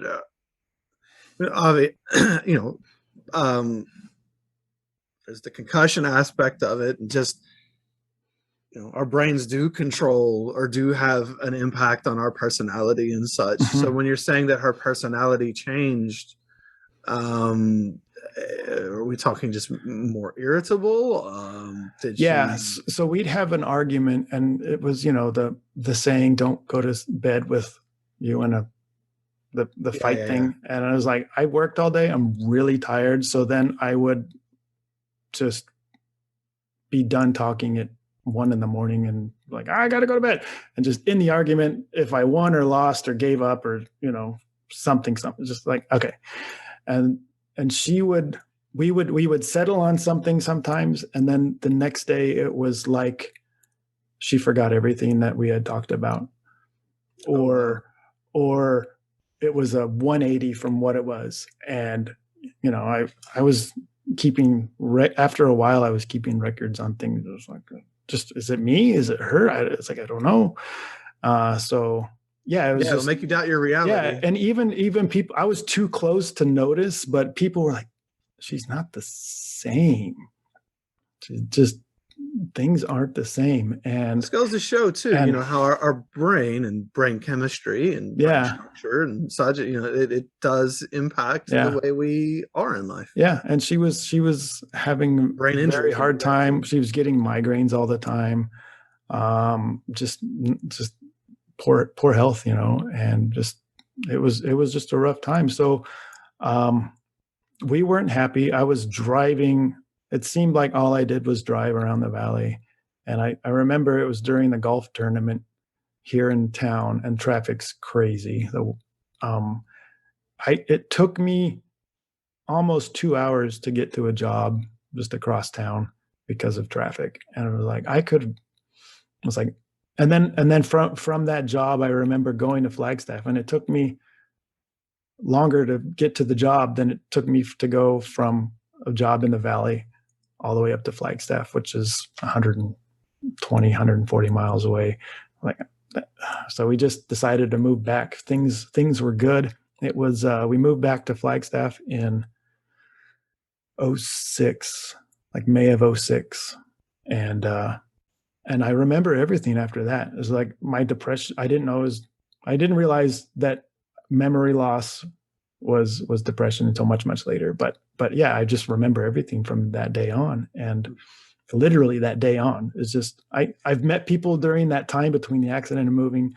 I did things. I have zero recollection of people's names, faces, and it's all not there. You went through a trauma. I did. Yeah. And it took realizing that to realize what was actually going on, when I thought it was just not being happy or anything. So yeah, moved back to Flagstaff. But problems followed us up there. My daughter started school up there. And we were there 8-9 months when the economy absolutely collapsed. And up there, it's a very transient town, lots of second homes, and everything was overly inflated. Like home prices, people were selling a double wide trailer and buying or building a $600,000 house, just because they had that fake money and equity kind of a thing. And it just absolutely collapsed. Where we lived was like a new area, and they were building a new development, and they just left, like there was tractors and road graders just left there over the winter untouched, with partially curbs and some utilities kind of put in the ground, and they just walked away from this place. It was unbelievable how hard it hit there. And so finding work was difficult. So, living in Flag was not cheap. And so we decided to move to Tuba City, where she's from. We got a 3-bedroom, 1-bath house for $400 a month. Oh, wow. Because there's no work there. So I was still working where I could find work, and that included Flagstaff, Sedona, Phoenix, wherever I could find work. I was taking jobs because there was no real jobs up there. I thought I could get a job there because they're always building things. But, being on a reservation, it's Native American preference, as it should be. So obviously the white guy shouldn't get the job, when there's other qualified people there. So I was still finding work elsewhere, and I would be gone and just gone working. So I'd try to come home for the meetings, and I'd come home. I would get ready for the meeting, go to meeting. And then the next morning I'd get up and have to take care of the house, the dog, the yard, things, because I wasn't fully supported in all that stuff because she was not feeling well a lot, and off to work again. And then I'd be home on the weekends, and that didn't last very long. I remember, so that time is, we were poor, but I was working, and we were struggling, but things were being paid.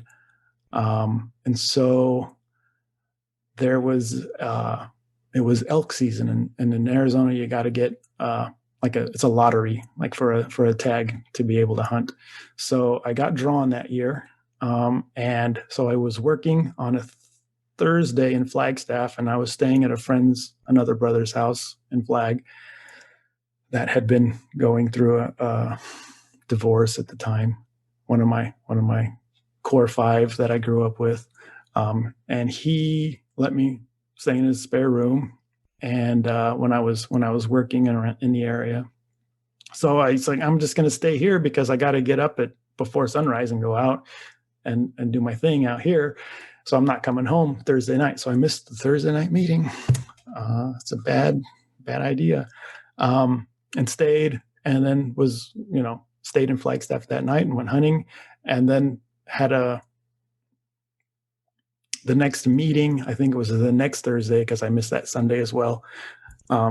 And they're like, well, you missed the meeting, so that's not a good thing. And there was, at that time, there was a question from the Reader's article in Watchtower Awake or whatever that publication was, that was in, about hunting and guns and gun ownership and made a big deal out of it. And I was like, well, what did I do that is against this? Well, you missed the meeting. Yeah, it happens. I miss meetings, but this is different because it was for hunting. And it's like, well, I've got, you're not providing for your family. I'm like, oh, well, I've got an entire freezer full of meat now. So how is that not providing for my family? Well, you were providing spiritually. Oh, is that what it was? That could have been what they meant. But so they weren't happy about that. And then I'm hearing all these rumors of things happening. My wife is talking to people about needing assistance or help or food. And I got a whole pantry full of like things. I got, meat in the freezer. I got all this stuff, but she wasn't satisfied and is asking for help to other people. And that gets back to me. And then I get a call while I'm working on a job. I was doing this guy's a couple bathrooms for a guy. So you get a deposit and then you get paid when you're done with the job. And this was right around Christmas. And the brothers asked to have a meeting with me that weekend. Like, okay, what's this about? Well, it's about you not supporting your family. Oh, really? Like, I'm literally at work right now. Well, we're at your house and we saw the situation there. Like, what situation? Oh, well, we brought some groceries for your wife and daughter while you're out working. Like, thank you, but we're okay. I mean, we got all this food, like food that is not pre-prepared. Like, all this, you have to like make food sometimes instead of having everything prepared.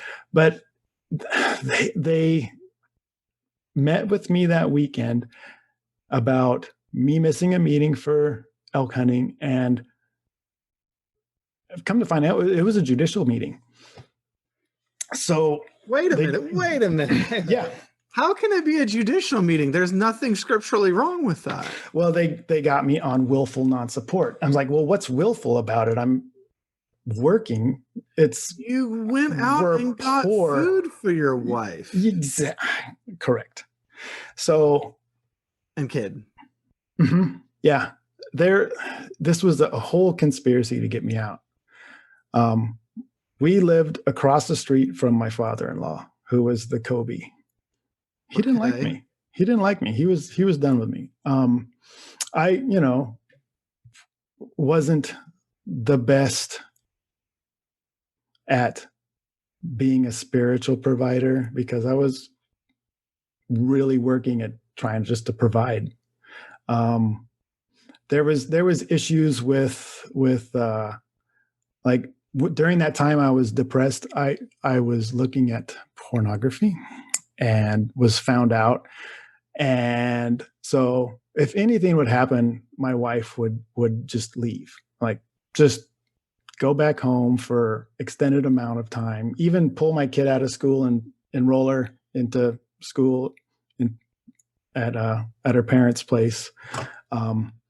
It would be months. Oh, wait. So you're saying there was something you said earlier that I that did not escape my attention. That was just that anytime you all had any kind of quarrel or anything from early on, yes, it would end up being public knowledge Mhm. and not staying within the bounds of the home. Correct.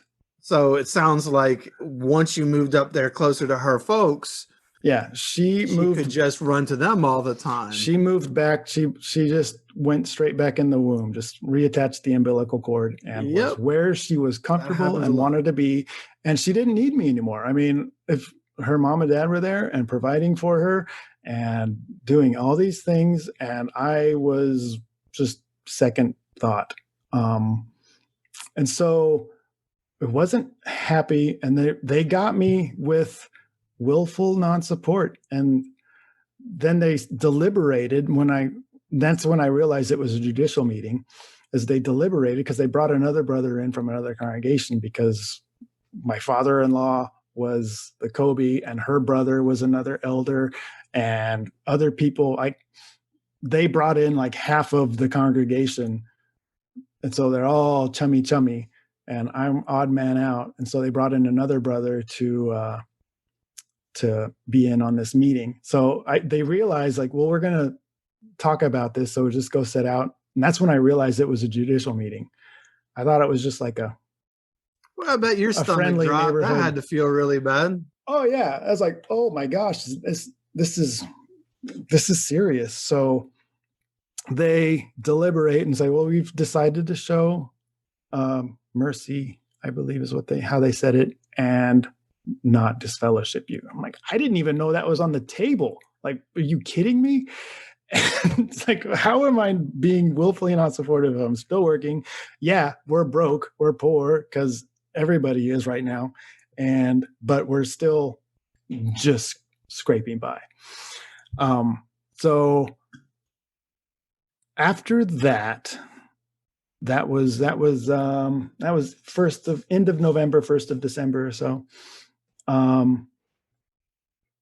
Things were not good at all. Talking about in So your relationship? yeah, in the Well, how could relationship, they be? no. So yeah, she's bringing all these accusations up, not true. Um, and weird things are happening. Like I'm getting ready to leave, and then people are like waiting outside my house, brothers and sisters from Flagstaff, from other congregations, from their congregation, like to go and pick her up but they're not even like interacting with me. They're just like waiting and like maybe a wave as I'm leaving. She's orchestrating all this stuff to for people to come. And so the Sunday after I think it was a Sunday, a week after that meeting, my father-in-law meets me in front of the Kingdom Hall as I'm driving up, says, because of that meeting, if you're not out of the house by 5 o'clock, we're going to have the police there. Like, what? Or how? Why? Is this like, I live here, so what's the reason? Well, because of your willful non-support, you're going to have to go. And I'm like, baloney, I live here. This is my house. And so this was Sunday morning. That day was the last day for cutting firewood up in near Flagstaff. So lots of trees. So it was the last day. It was middle of winter. So I take the truck, fill up, take my daughter with me. We go cut a whole trailer full of wood. I bring it back, and when we drive up, my wife and her sister-in-law, and I think her mom as well, were packing up all my things. They had all my clothes and stuff in garbage bags outside the house. And I'm like, I still live here. So I'm putting stuff back in the house and I'm unloading wood. And they go across the street to her parents' house. And I'm unloading wood, and me and my little pit bull and me and an axe. So I'm like splitting wood and stacking. The police come with the Coconino County Sheriff and the Navajo Police, which is its own federal jurisdiction, Bureau of Indian Affairs stuff. They come and say that I have to leave. Like, how? She got filed an order of protection against me. to get me out since I wouldn't leave voluntarily. I'm like, I didn't know you could do that. Oh yeah, she feels threatened by you. Like, and here I am holding an axe with a pit bull barking at. It's like, But you were obviously not supporting your family as you were yeah. out chopping firewood and such, right? So I talked to one of the brothers. I end up just packing everything I can up because I have no choice. They are literally removing me from my house, and I can't fight it because it's, that's the way that's supposed to work. Is you're supposed to be able to protect the person filing the order of protection immediately. And so they are escorting me out. I go to a brother's house, one that wasn't on my committee meeting, that seemed like a voice of reason. And he's just like, I can't do anything, it's like, this is over my head. I can't really do anything. So I go and go back to Flag and stay with my friend and that I've been staying with, occasionally. So when you file an order of protection, you've got to go to court to keep it upheld. So that was another 2 months before that. And so I was not able to see my daughter in these 2 months. I've had nearly zero contact with her or my wife. I go to, so as I'm in Flagstaff, I go and see the circuit overseer visiting the other congregation that I'm not a part of. So I just show up. One of my friends is in this congregation. And he's like, yeah, let's go in service and you'll meet with them. And so here I am showing up to service with the circuit overseer there. And he's like, Heath, you're going to work with me. So I'm not even in that congregation, and everybody wants to work with the CO. And he's like, let's go. And so this was already kind of like pre-set up. And so everybody's like, what in the heck is going on? Why is he here? Why is he going out with the CO and it's our visit? Wow, that's going to put a target on your back too. Yeah. And so I'm talking commandeered the rock star in the congregation. We're taking a very long time in between houses, talking about what's going on. And he must have got an ear from my father-in-law and he's just like, sorry, kid, can't help you. And so that was no help. He's like, well, just continue to, do your service and just do what you can. So then February comes around and we finally have our court date. She and I have my friend that was in that congregation from Flagstaff. My father, who was living in Phoenix, he comes all the way up. And they were like my witness characters or something. I forget how they character witnesses. That. Yeah, and but we didn't need them. But she gets up and talks to the judge and has this entire like thing of sob stories or anything. And the reason that she filed the order was because I have guns, which were put away. I'm never threatened anybody with a firearm. And that we got in a fight one night and she's like, sometimes I think you wish I was dead. I'm like, no, I don't wish you were dead.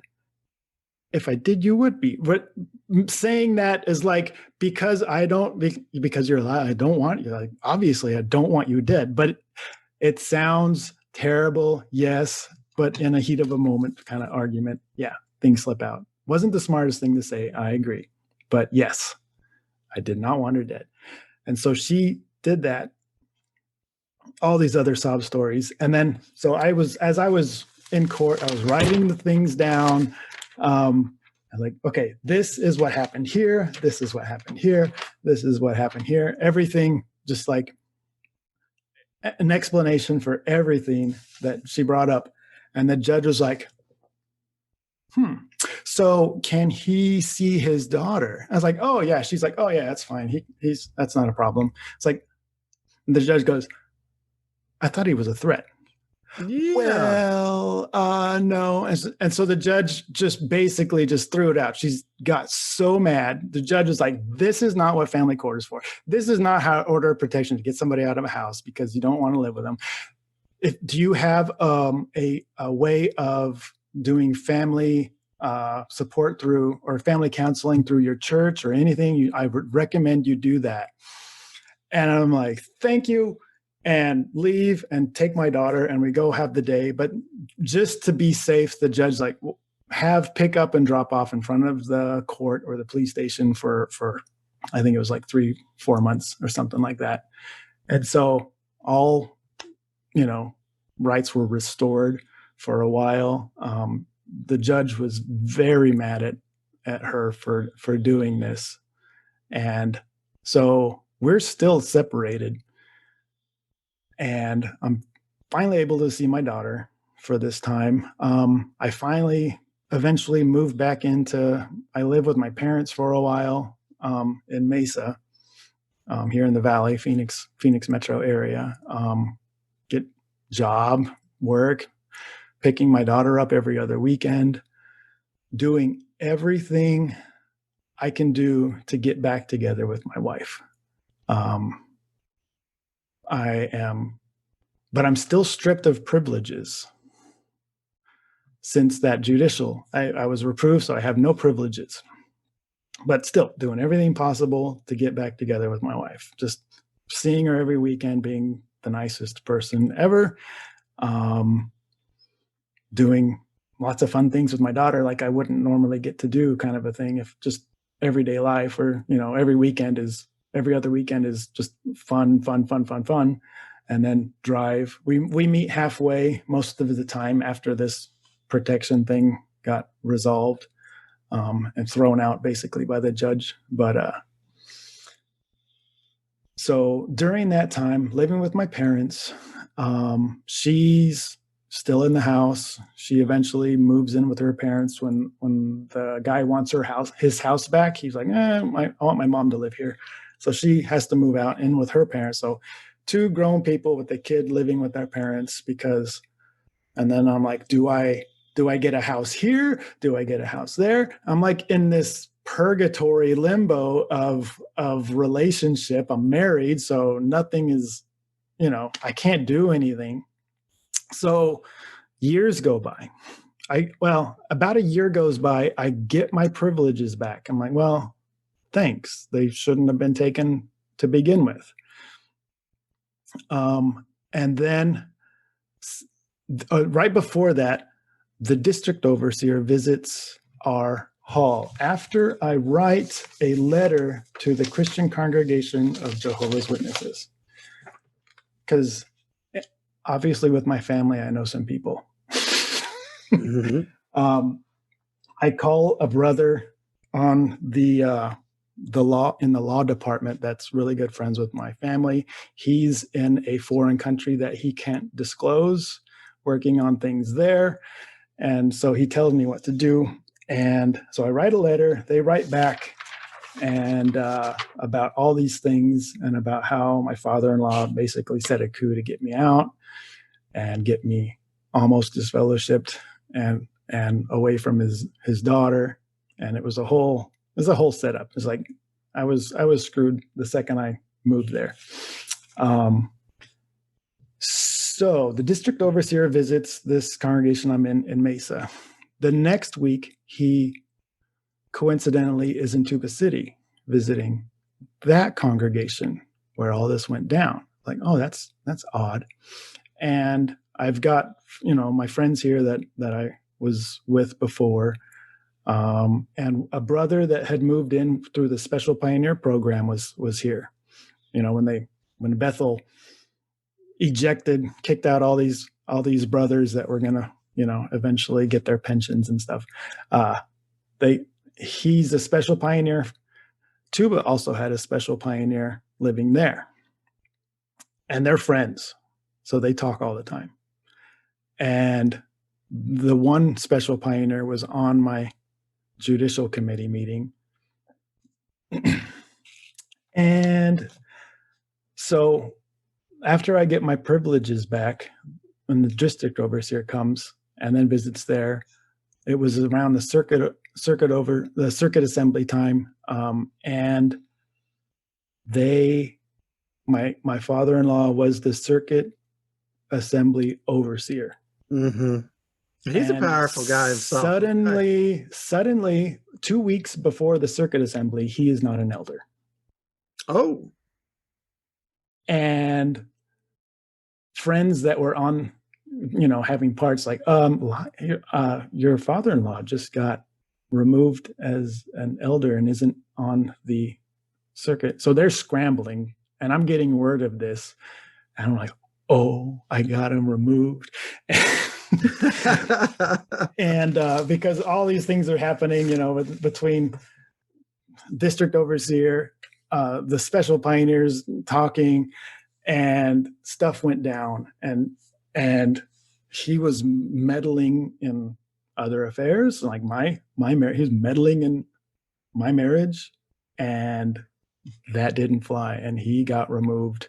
They say my ex-wife says that he stepped down, but we do know better.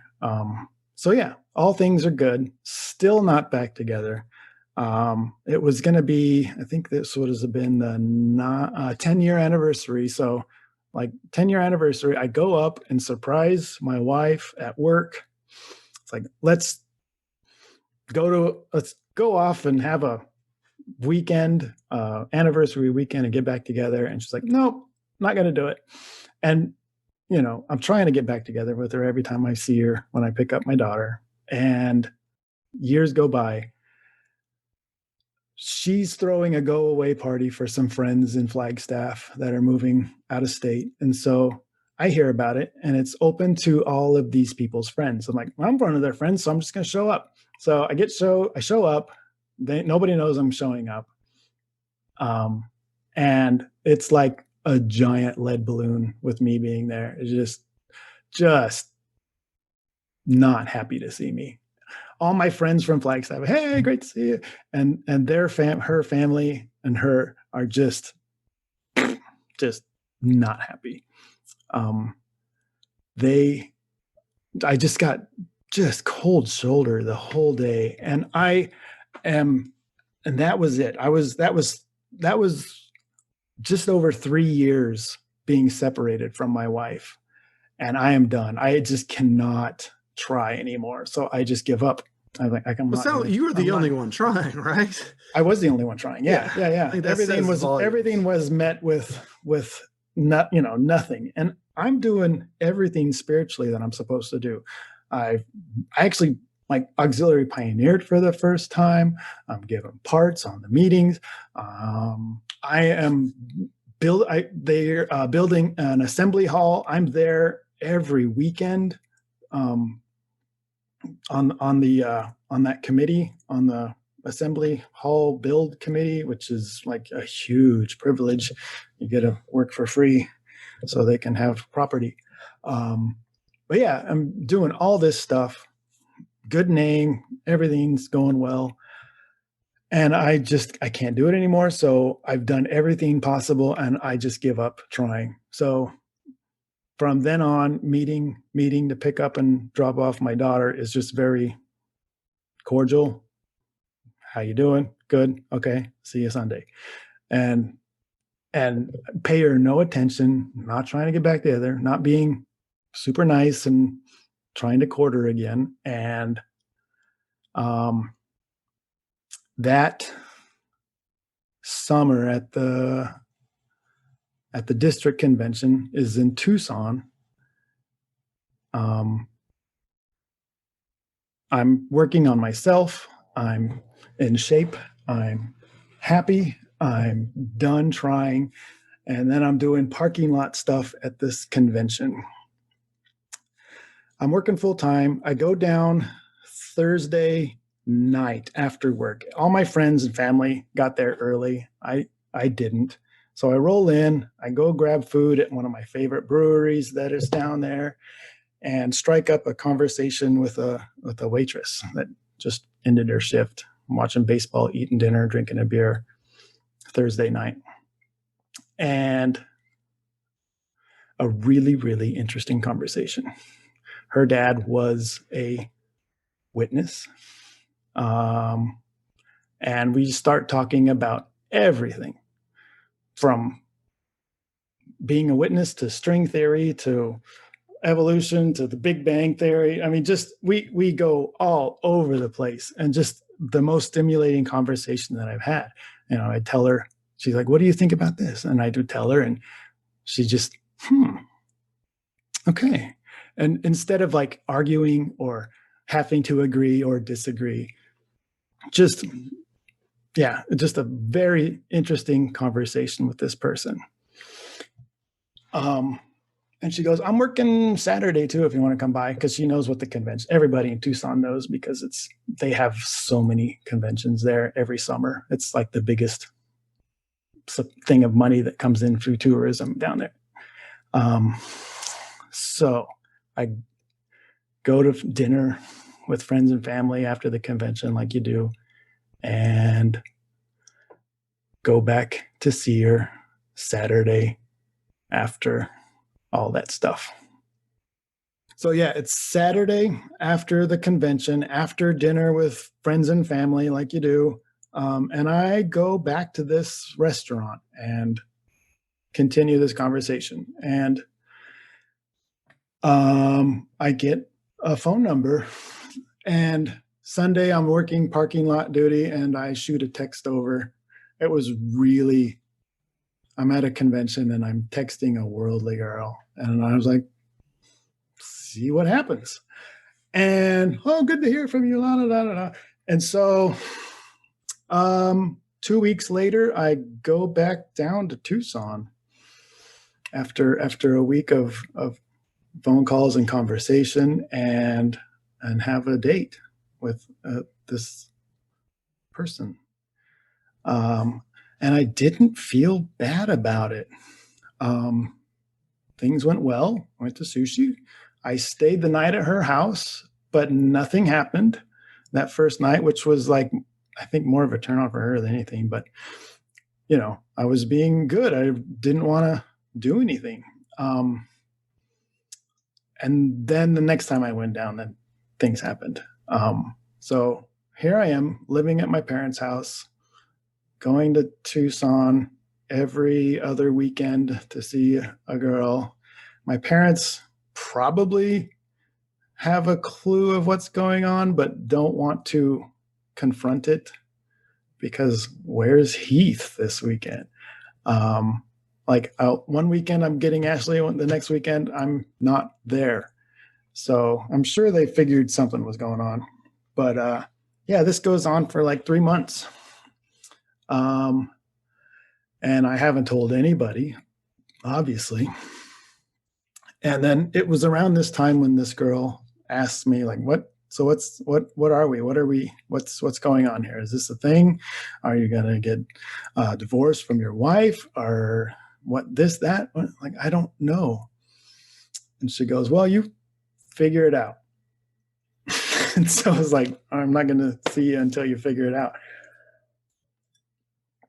So a week later, at 3 a.m, my wife calls me. She wants to get back together. And I am very suspicious. It's like, she knows something. And like calling, she's crying, and "I want to just get back together." I'm like, "Where were you these last 3.5 years?" I'm like, "Why now?" Like, I'm good right now. Thanks. But so you're praying for something for, I don't know how long, 3 years, for something to happen. You're doing all the right things. You start doing the wrong thing, and now I'm getting blessed with my family returning. And that did not sit well with me. That was, let's just put a little red flag pin up here, like, ding, we got that. So I'm like, okay, well, that's great. How are we going to do this? Because she's living 4 hours away. Well, I go to Tucson that next weekend because we had already had plans for a concert festival thing. And I tell her there that that this happened. And she's like, okay, that's your answer. So I broke that off. And now I go see um, my wife the next weekend. But we meet at a friend's house that lived, up in northern Arizona. And so it's like neutral ground kind of a thing. And it's my daughter and my wife and I, and things go well. And she comes and we're dating now. So I'm re-dating my wife like every other weekend or so. Like she came down to visit me. I was up there visiting her. She kind of moves in with my parents eventually, and we are fully back together. And then as she's living at my parents' house, she finds she's going through like bank records, and I'm still not sure of what's happening. So she's like, "What's all this Tucson stuff? Like bank records, like at resorts and restaurants and stuff." And I'm like, "Oh, so you were seeing somebody?" It's like, "Yeah, I was, yeah." And so now we have to like not only date, but then she has to maybe not do this. So now I have to tell my parents, which they were like, I figured, and the brothers. So judicial meeting, and I think they asked me if you want her to be there. I'm like, yeah, I got nothing to hide. So she sat in on this judicial meeting. I get reproved because they want us to get back together. It's like, we're not going to disfellowship you. You've ended the relationship. You're repentant. And this is to get your family back together. And so only get reproved. So we get back together.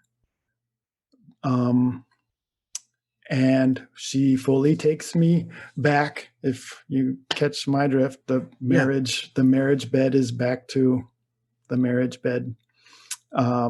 And we get a house here, rent a house, and it's all good again. This was February of 2013. We're back together. We are a big happy family, and the honeymoon doesn't last that long, and we're back to our old selves again.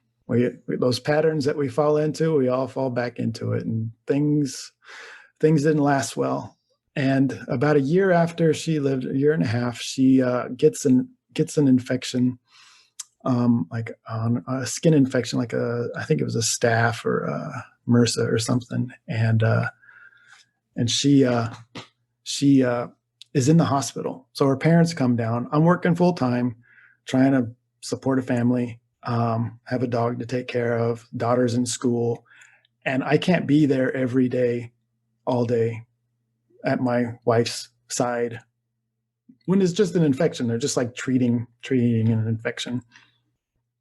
And she's very resentful because her parents are there holding her hand by the bed while she's fully healthy, except just fighting an infection. Just it's not like she's on death's door or I have to like feed her or anything. She's fully capable of being a normal human, except for an infection that has to get swabbed out every 4 hours or whatever. And so I'm working. I go home, take care of the dog and the house and the things, and get cleaned up, and then go to the hospital and get like maybe half an hour because it's a good half hour away. So I get a short amount of time there.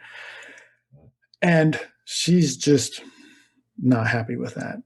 So that starts the ball rolling downhill again. She gets out of the hospital and we have a talk, and she's like, I'm done with marriage. I'm just done with marriage. And so we're talking about leaving. And then I come home one day, maybe a month, 3 weeks later, and she's gone. And there's notes from her and my daughter, and they're just gone. just moved back up north. Her parents moved her out without my knowledge, even though we talked about it. So it wasn't a total surprise, but her leaving like this was a total surprise. And that was it. That was the end of my marriage for the most part. She strikes me as, there's a lot of people in the cult. So Jehovah's Witnesses is the greater cult, but there's also a lot of familial cults. Oh, for sure. And she strikes me as someone who's very much in the cult of her parents. Absolutely. I mean, you nailed it there. Yeah. Yeah, Wow. absolutely. In that. So we were separated again, I never got my privileges back. This was 13. And my mom comes over because her being sick all the time, the house wasn't super clean. And so I was like, I just need help just to get it back to once it's up to snuff, I can keep a clean house. But it was just rough. And my mom's like, all right. So I just made the house mine. I got rid of, took her things up to her. I got new furniture, new this and that, painted, did all kinds of things, and super clean the house. I go to IKEA, get some new furniture, and I'm going to celebrate. And I ran downtown, downtown Tempe, which is like a college district, and grab a beer, meet some people, again, at a bar, meet some people, and they just another great conversation just spiraled. And it's this whole group of people, and they just picked me up. It felt like the Tasmanian devil just going down the sidewalk, and I just got sucked in, and met some great people that night. Still friends today, and got in with this group of people that have just been in my life, and they don't judge me like the witnesses judge me. They appreciate who I am as a person. Like, I'm a good person, even though I'm not a witness. I'm a good person. And probably a better person. Got in with this group of people, and I haven't looked back. Eventually, I'm still going to meetings. I'm still doing things, even though I have no privileges. So I'm not like talks, still going in service and stuff. Not commenting, just basically an observer. And back to Tucson for the convention the next year in July. And I had met this other person through this group that lives in Tucson. Like, hey, I'm going to Tucson in a couple of weeks. Let's go grab a beer when I'm down. So I do that, and she's like, oh no, I'm at this other party. I'm doing like this underground party thing. Like, okay, it sounds weird, but whatever. Like, I don't think I'm gonna go. Oh, come on, all my friends are here. I'm like, fine. So I go. It's late, and I was just in a convention all day, and I meet her and her friends and hit it off with one of her friends very well. So because I didn't know where I was going to the convention, I went to a hotel that wasn't on the list. So I was very anonymous. And take this girl back to the hotel at a district convention. And I didn't care. And next thing I know, I'm back in Tucson, and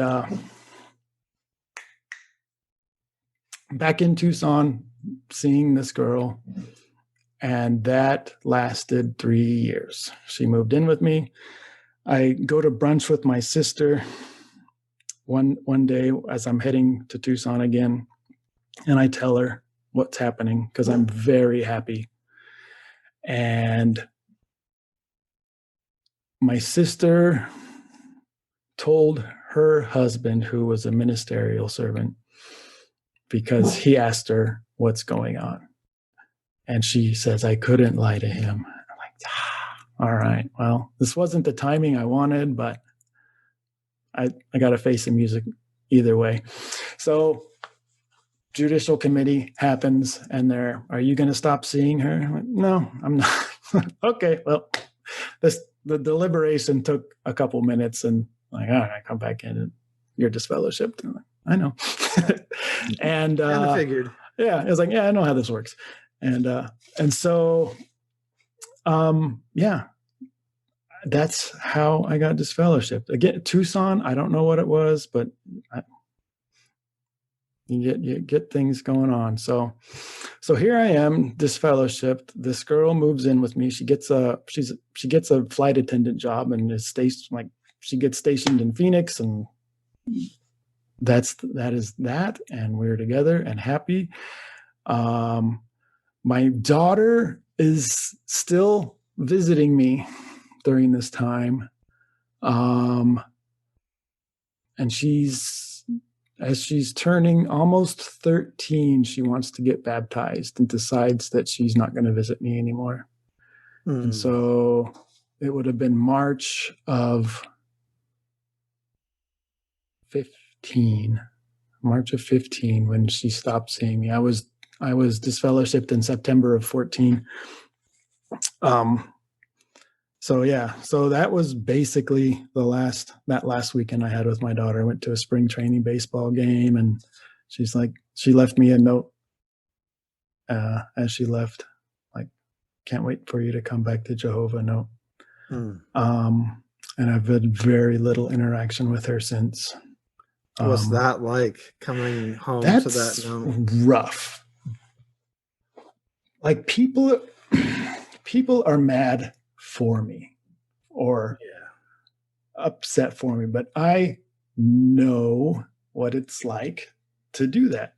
I trained her to shun people like me. I raised her to do that. So I can't be mad at her. You can't be mad at your kid. She's a kid doing what they think is the right thing. Right? So I'm not as upset. I mean, it hurts. Yes, absolutely. And I think that's really what I'm asking about is this, what does that feel like as a father to lose your daughter like that? Yeah. And it does hurt. But there are other people out there that have experienced this as well. And I just know it's a super, super painful thing to, regardless of how you got there. Yeah. At the end of the day, you're missing your daughter. There's a piece of you that's not with you. Yeah, even like important. So I went up she invited me to her baptism. So she got baptized about a year later, and it was around the same time as our divorce was going through. So it took a while for that divorce to go through. After it was it was done through the reservation, since that's where my ex-wife had lived. So it was really easy, but it was very slow. So that was all around the same time when she got baptized later that year. And that was I just drove up. It was a 3.5 hour drive maybe to watch her get baptized. Nobody was paying me any mind. I couldn't hug her afterwards.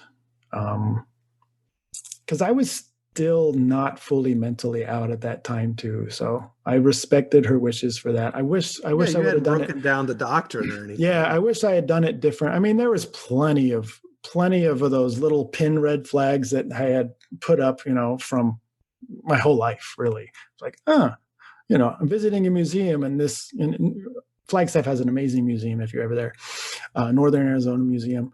And it's like this history of the Native Americans that have lived through, like, that's the flood. Where's the flood in this timeline of people that have inhabited this area? I'm like, how did they get back here? Did they they were here before and after? How? And so, those things, and then even like there's dinosaur footprints and stuff around the area, and there's raindrops in these dinosaur footprints. And like, I thought it didn't rain till the flood. Like, okay, that doesn't compute. Another pin. They put that there to confuse you. Yeah. And all these things, like, there's no archaeological evidence of kangaroos anywhere else in the world. Okay, did Noah make a separate trip or what? Just all these little things that lined up into finally looking into things and searching things, and this was a couple of years, 2-3 years after I was already disfellowship, that I started looking into things. I'm like, oh, okay, that makes sense. That's didn't know that. That makes sense too. And just deconstructing my belief is like, if you don't believe in this, then you can't believe in all this other stuff. And now what do I believe? Where is this? What's my base? Where is this coming from? And so that was a rough go of it, with trying to figure out what I believe, and yeah, where that goes from there. So after doing that, it was a lot easier to be gone and to stand up for that. My family is never really fully shunned me as far as talking to me. They used the family business, so there's lots of family business that had to happen. I wasn't invited over for dinner and things, but I'd see him quite often. My sister owns a salon, so she was always having me come do things at her salon that she needed done. And then, so 2.5 years ago, my dad gets diagnosed with cancer. He was at the salon that my sister owned, and the lady was giving him a haircut, and she goes, "Have you had this spot checked out on the top of your head?" And he goes, "No, I haven't." And he's had little skin cancer things like taken off of his face and arms and stuff, farming, outdoors all the time. So that was not a big thing, but he had a skin cancer size of a good golf ball size, not bigger, on the top of his head. And so he had that removed. It was pretty bad melanoma. So they get that removed, and he's doing, still going to meetings and everything, but with the nice little hat on now. And he's, I see these little pictures every so often, but they didn't get it all, and it's too deep. It's in his lymph system. And so they give him, this was about 2 years ago, they give him about 6 months. Like, sorry, we tried everything. And he wasn't responding to chemo or radiation. It was just a strange strain of cancer. I can't remember all the letters of the cancer, but they tried everything, and they're like, it's everywhere now. It's in your brain. It's in your bones. It's everywhere. I'm sorry. You got 6 months. And so the family relationship has been reestablished during that time. And I try calling my daughter to tell her the news. Goes to voicemail. I leave texts, leave a couple of voicemails, and she ends up calling my sister, like, "Oh, what's going on?" So that was that's news that I'm supposed to give. That kind of hurt. And then, well, my brother comes. I'm hanging out with the whole family, as my brother is visiting him for the last time. And all my dad's sister's there, mom and dad, sister, her husband, brother, and his wife, and me, all at the house. And we're going through things, like going through pictures and family stuff. And like, he's just like, "You want this? You want this? Okay, you take it," just like divvying up his entire life with whatever, just possessions. So nobody's really super attached to stuff like that. And no fighting, it was really nice. Right. And then he's like, "Well, my last wish is that you return to Jehovah." Yep. And this is in front of everybody. And I was just like, mm-hmm. Yeah, so I felt that one coming. And he's telling me all these things, and I'm just quiet. I'm not saying anything. And then my brother-in-law gets in on some things about stuff. I'm like, nope, no. Let's back up. And so an hour after telling them about the UN and the Royal Commission in Australia and all of this stuff, and some of the some of the judicial committees that he was on that I knew were about some things, because I was like, remember this judicial committee that you said was one of the hardest ones you've ever been on? And then a few weeks later, you asked me if anything ever happened when I was at this brother's house. And it's like, you don't have to be the rocket scientist, put 2 and 2 together. And nothing ever happened, but I was like, so you were a part, but what qualifications did you have to be on this committee meeting? And it's just like, and so without being like super defensive, I was like I didn't want to, but they forced me into it. Well, if you're going to, they backed you into a corner. Back me into a corner, I'm going to stand up for some of these things where I'm believing now that you may not even know about. And none of them knew about Australian Royal Commission or the UN he had the divine teaching Russell books on the shelf. And so I was like, it's pyramids. I mean, I'm pulling out the thing. It's like, this is pyramid stuff. And it's like, wow. And then I'm going on into all this stuff. And my sister-in-law, she goes, you don't even believe in Jehovah or the Bible anymore. I'm like, no, I don't. I guess we're done here. And that was that. And so we all go our separate ways. And during my dad's last couple weeks, they're still inviting me over for things, to be around him during like family matters and stuff. And he was in home hospice for the last week, and I was there pretty much the whole time while he was in home hospice taking care of him.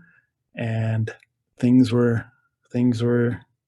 just like they just, you just pick up where you left off kind of thing. You just fall right back into that family unit, and was there when he died that morning.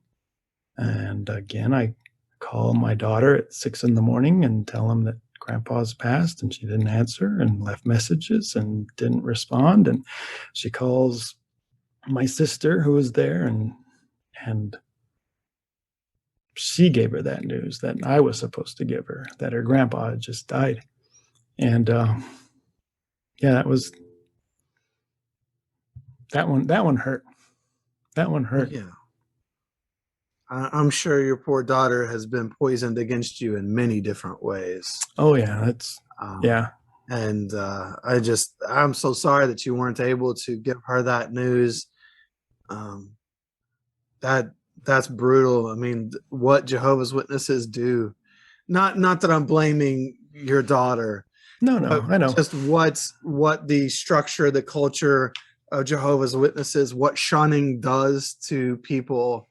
I mean, here in your instance, Heath, you even have this opportunity at the end, yeah, to carry forward this relationship with your dad to the end, and to not be shunned there at the end, which could have happened.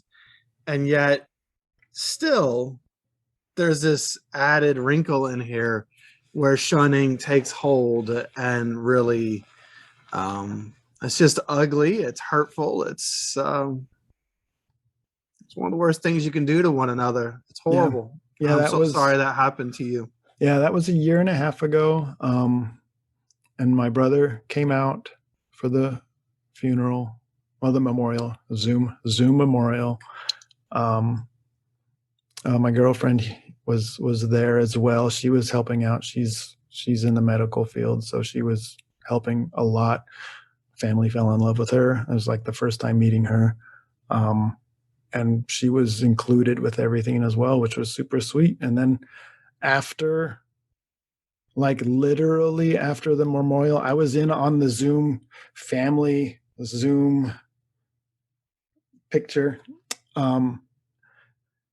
And during the memorial, and then afterwards, they had like all the meet and greet kind of thing, the rooms that would come through. I had to be out of the picture because that was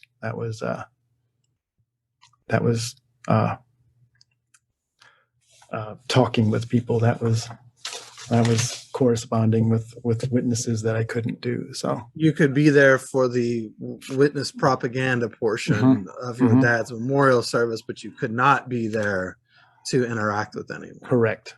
Not at all. And then like that night was the last night that we were together. And then my mom's like, well, it's all over. So we're back to doing your thing. And that was right around Thanksgiving. And I was like, gonna make a turkey for the family kind of a thing. Even it was like a weekend, 2 weeks after Thanksgiving, but I had bought a turkey for Thanksgiving to like make for Thanksgiving, but it was right. Dad died like Tuesday before Thanksgiving. So that never happened. So I had it ready. I was like, I'm just going to fry it up and bring it over. And they're like, no, we're not going to have that meal now. This was after the memorial. We're going to have to go back to the way it was before. And so now the way it for you, the way it was before, you said that you were never really fully shunned, right? No, but like not like having meals. Like I was staying at the house like during the hospice thing. I was having meals with them all. And in other words, it was the first time I had a dinner with my family all at a table in like, what would it have been? What was it? 6 years, 7 years. And so it was great.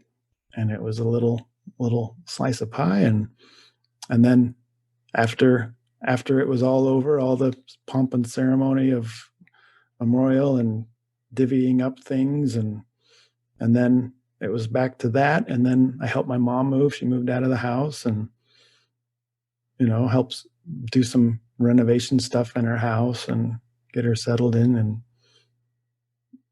yeah, back to what it was like. Maybe talk to every other month or so, or pretty if jarring. If they need something, they'll get a hold of me. I need you to do this or that, So that's usually what necessary family business means. Yeah. It means the JW family wants something from you. Yeah. Can you hang this ceiling fan or, whatever, do this So thing. I went through that. Of course, I was fully shunned.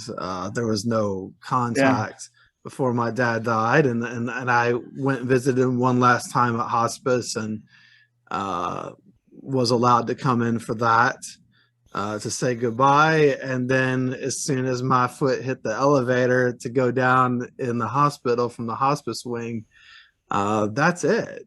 Like that. Yeah. That's you're shunned again, and it's a very jarring thing to be sucked in and out of a family like that. It's very difficult. That's why I personally won't, when my mom's time comes, I mean, I've already grieved her loss. I won't have anything to do with that. But everybody has to decide what they can handle and what they want to do. But it's really re-traumatizing. It's rough. Yeah, I was around. So my grandma died 4 years ago, like 2 years before my dad. She was almost 101. Wow. Yeah, she almost made it to 101. And she died, the matriarch of the family, and I was around for that. And I'm in the hospital, and my father-in-law, no, not my father-in-law, my brother-in-law's father, I'm sorry, my sister's father-in-law, was there, and he's an elder, and I'm thanking him for coming, and he is just like I'm a ghost, like not paying attention. He's not aware of my presence or me talking to him or shaking my hand or anything. And I've been I make people uncomfortable if they see me at the grocery store or whatever. I go up to them, I say, how you doing? Hey, because I'm like, oh, hey, how's it going? I went and so he is just complete, he's just complete ignoring me. And I was so mad. and I tell it to, I was like, I would never treat a human like that. I would, I was like, you think you're so much better than me. How do you even think about treating somebody like that? And so my brother-in-law gets back to him and he tries calling me and I ignore a couple of calls, and he apologizes up and down. It's like, I didn't know what to do. I'm like, you're a 80-year-old elder and you don't know what to do in this situation? Like, you got some issues, pal. So I was very hot at that when my grandma died, because I was brought in, family business again. So it was kind of like they've been looking for ways to incorporate me into family business. So that's a good thing. But yeah, it's tough. I'm either in the family or I'm out of the family, and I'm not going to play.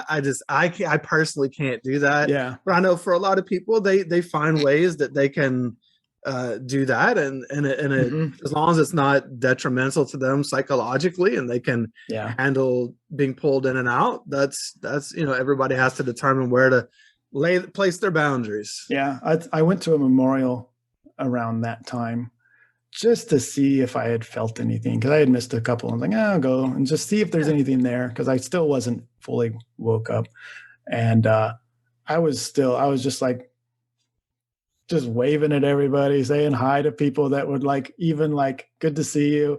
And then the brother, one of the attendants, he's like, oh, here's your chair. I'm like, yeah, I know, I got my books there. So he wanted me to sit down and not interact with anybody. I'm like, screw that. I'm just going to chit chat with whomever's going to let me. I'm just a bubbly personality around the hall when I should be sulking in the corner, licking my wounds, before the memorial and afterwards. You're not being properly shamed. Yeah, for sure. Yeah. And I'm like, you have no power over me anymore. So what are you going to do? Redisfellowship me harder? It's not a thing. No, not a thing. You lost your power, pal. You're disfellowshipped infinity. Yeah. Never got me back. Yeah. So yeah, I've always made people uncomfortable when they see me. So at this point, so your father has passed, and you are now shunned pretty much by everyone, or at least back to that shunned unless they need something from you, so to speak, or necessary family business type of relationship. Yeah. It's back to, still my daughter hasn't really texted with me. Actually, my ex-wife and I had a good conversation like 3 years ago about all the misgivings that we had, and she was seeing somebody at the time, and it was like kind of realizing that she wasn't the best wife, and me admitting my faults, and we had a really good conversation. Got some things out that needed to be talked about, and that was basically the last conversation. But it was really nice to have that, like a complete closure, and we were talking about things going on with our daughter and stuff as well. And that was the last time of that. And then again, like I said, the last time I saw her was at her graduation, and really the last time she's spoken to me was at my ex-wife had contracted COVID like right during the start of the pandemic. And so I was just checking in on everything there, because we didn't know anything about it back then. And it was pretty scary. It was really bad up on the reservation at that time. So that was the last text I got, was like, she's getting better, and, just a update on her, kind of a text. Yeah. And that was it. It's all one-sided texts of me like, hi, how you doing? Love you. Hope you're well. Talk to me if you need to or want to. And always here for you. Love you. Bye. That's been my extent of. No, it sounds like her responses to you, back then were about her mom's medical condition, back to necessary family business. Yeah, or if she needed, extra money for this or that, or a phone or clothes, or like, yeah. Still take care of her. But so then what helps you to wake up to the realities after you left? I mean, were there any resources in particular that helped you to wake up? I started listening to some podcasts. There was one guy in England. I don't remember. He only did a few dozen episodes. I can't remember the name of it. I could find it.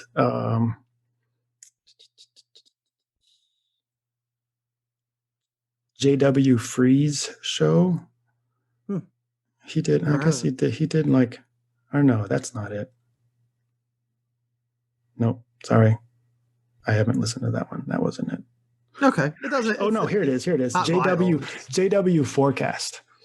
That's the Oh, one. He did forward cast. Yeah, I was on that. Forward Yeah, Cast. Yeah, and that's how yeah. I found Covert you. fade. Yeah. Yeah, Covert Fade. Yeah, that's what it was. Yeah, and that I was just, I work and I have headphones in all day because I'm self-employed and can Sure. do things like that, and need hearing protection anyway half the time. So yeah, I listened to that, and that was really eye-opening. Listening to yours, I actually found the Shun podcast before I listened to your This JW Life. And then I went back and listened to that because it was on a different platform that I had used.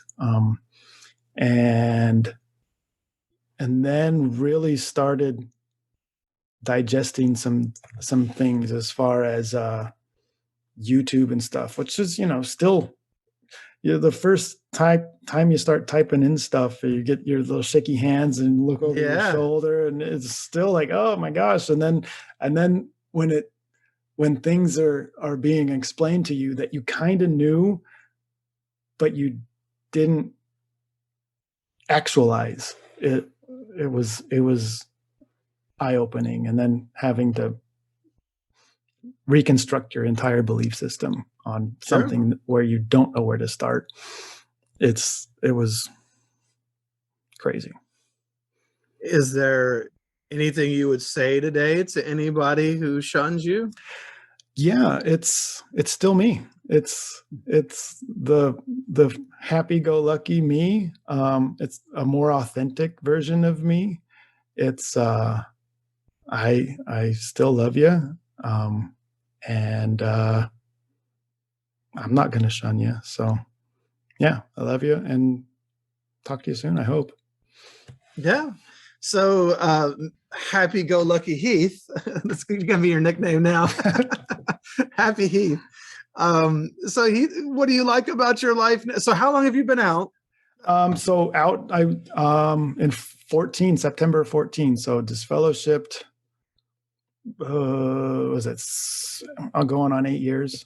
Yeah. Okay. And then awake 5 years, let's say. Okay. So what do you like about your new life?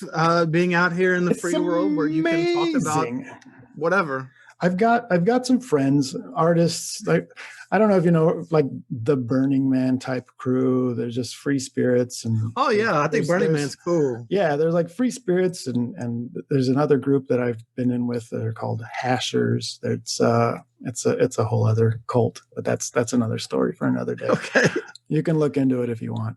But yeah, they've accepted me. This is the same group that I met that night out, and after purging my house of my ex-wife to be, and they've been in my corner. They've listened to me. They've been actual friends that love me for me and accept me from, as long as I'm not, a trashy asshole, shitty person. Yeah, well, you're not hurting people. Yeah, I'm not doing anything to anybody, but yeah, they just accept me for me, and it's amazing. I've got some really, really good friends, some amazing relationships out of it, that like the relationship that I was in when I was disfellowshipped was far deeper and more meaningful than it was with my wife. And that was jarring. It was like, I can tell this person anything, like what I'm really thinking, without getting judged more than I should. That was a wake up call. Theirs too. It's like, how is this is the way it should be.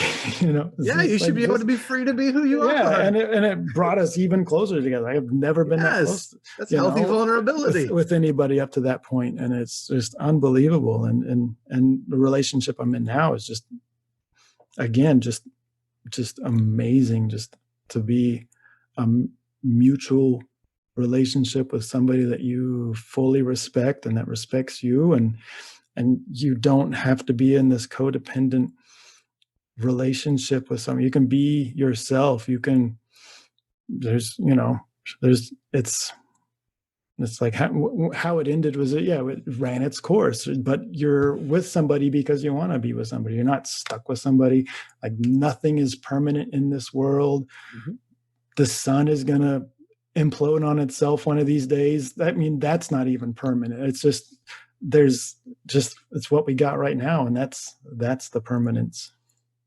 Oh, that's awesome. Well, I'm glad that you are, I guess, being present, fully present, living each day fully, or as we can, appreciating, having gratitude for what you have. Yeah. Sounds like you've got a good relationship We there do, as well, for and sure. I'm just really happy for you. You finally get, Heath gets to be Heath. You get to be who you Yeah. are, and you don't have to I like pretend. me. I like this me. It's the me that has always been there that I wasn't able to discover until recently. I like this me. I think that's the perfect Yeah. way to send it I out. like this me. That is a good way. Yeah. Yeah. All right. Well, I appreciate you sharing your story. And I'm sure there'll be other people out there who will identify with various parts of what you've said and uh, feel good to know that they're not alone. Definitely. They're not alone at all.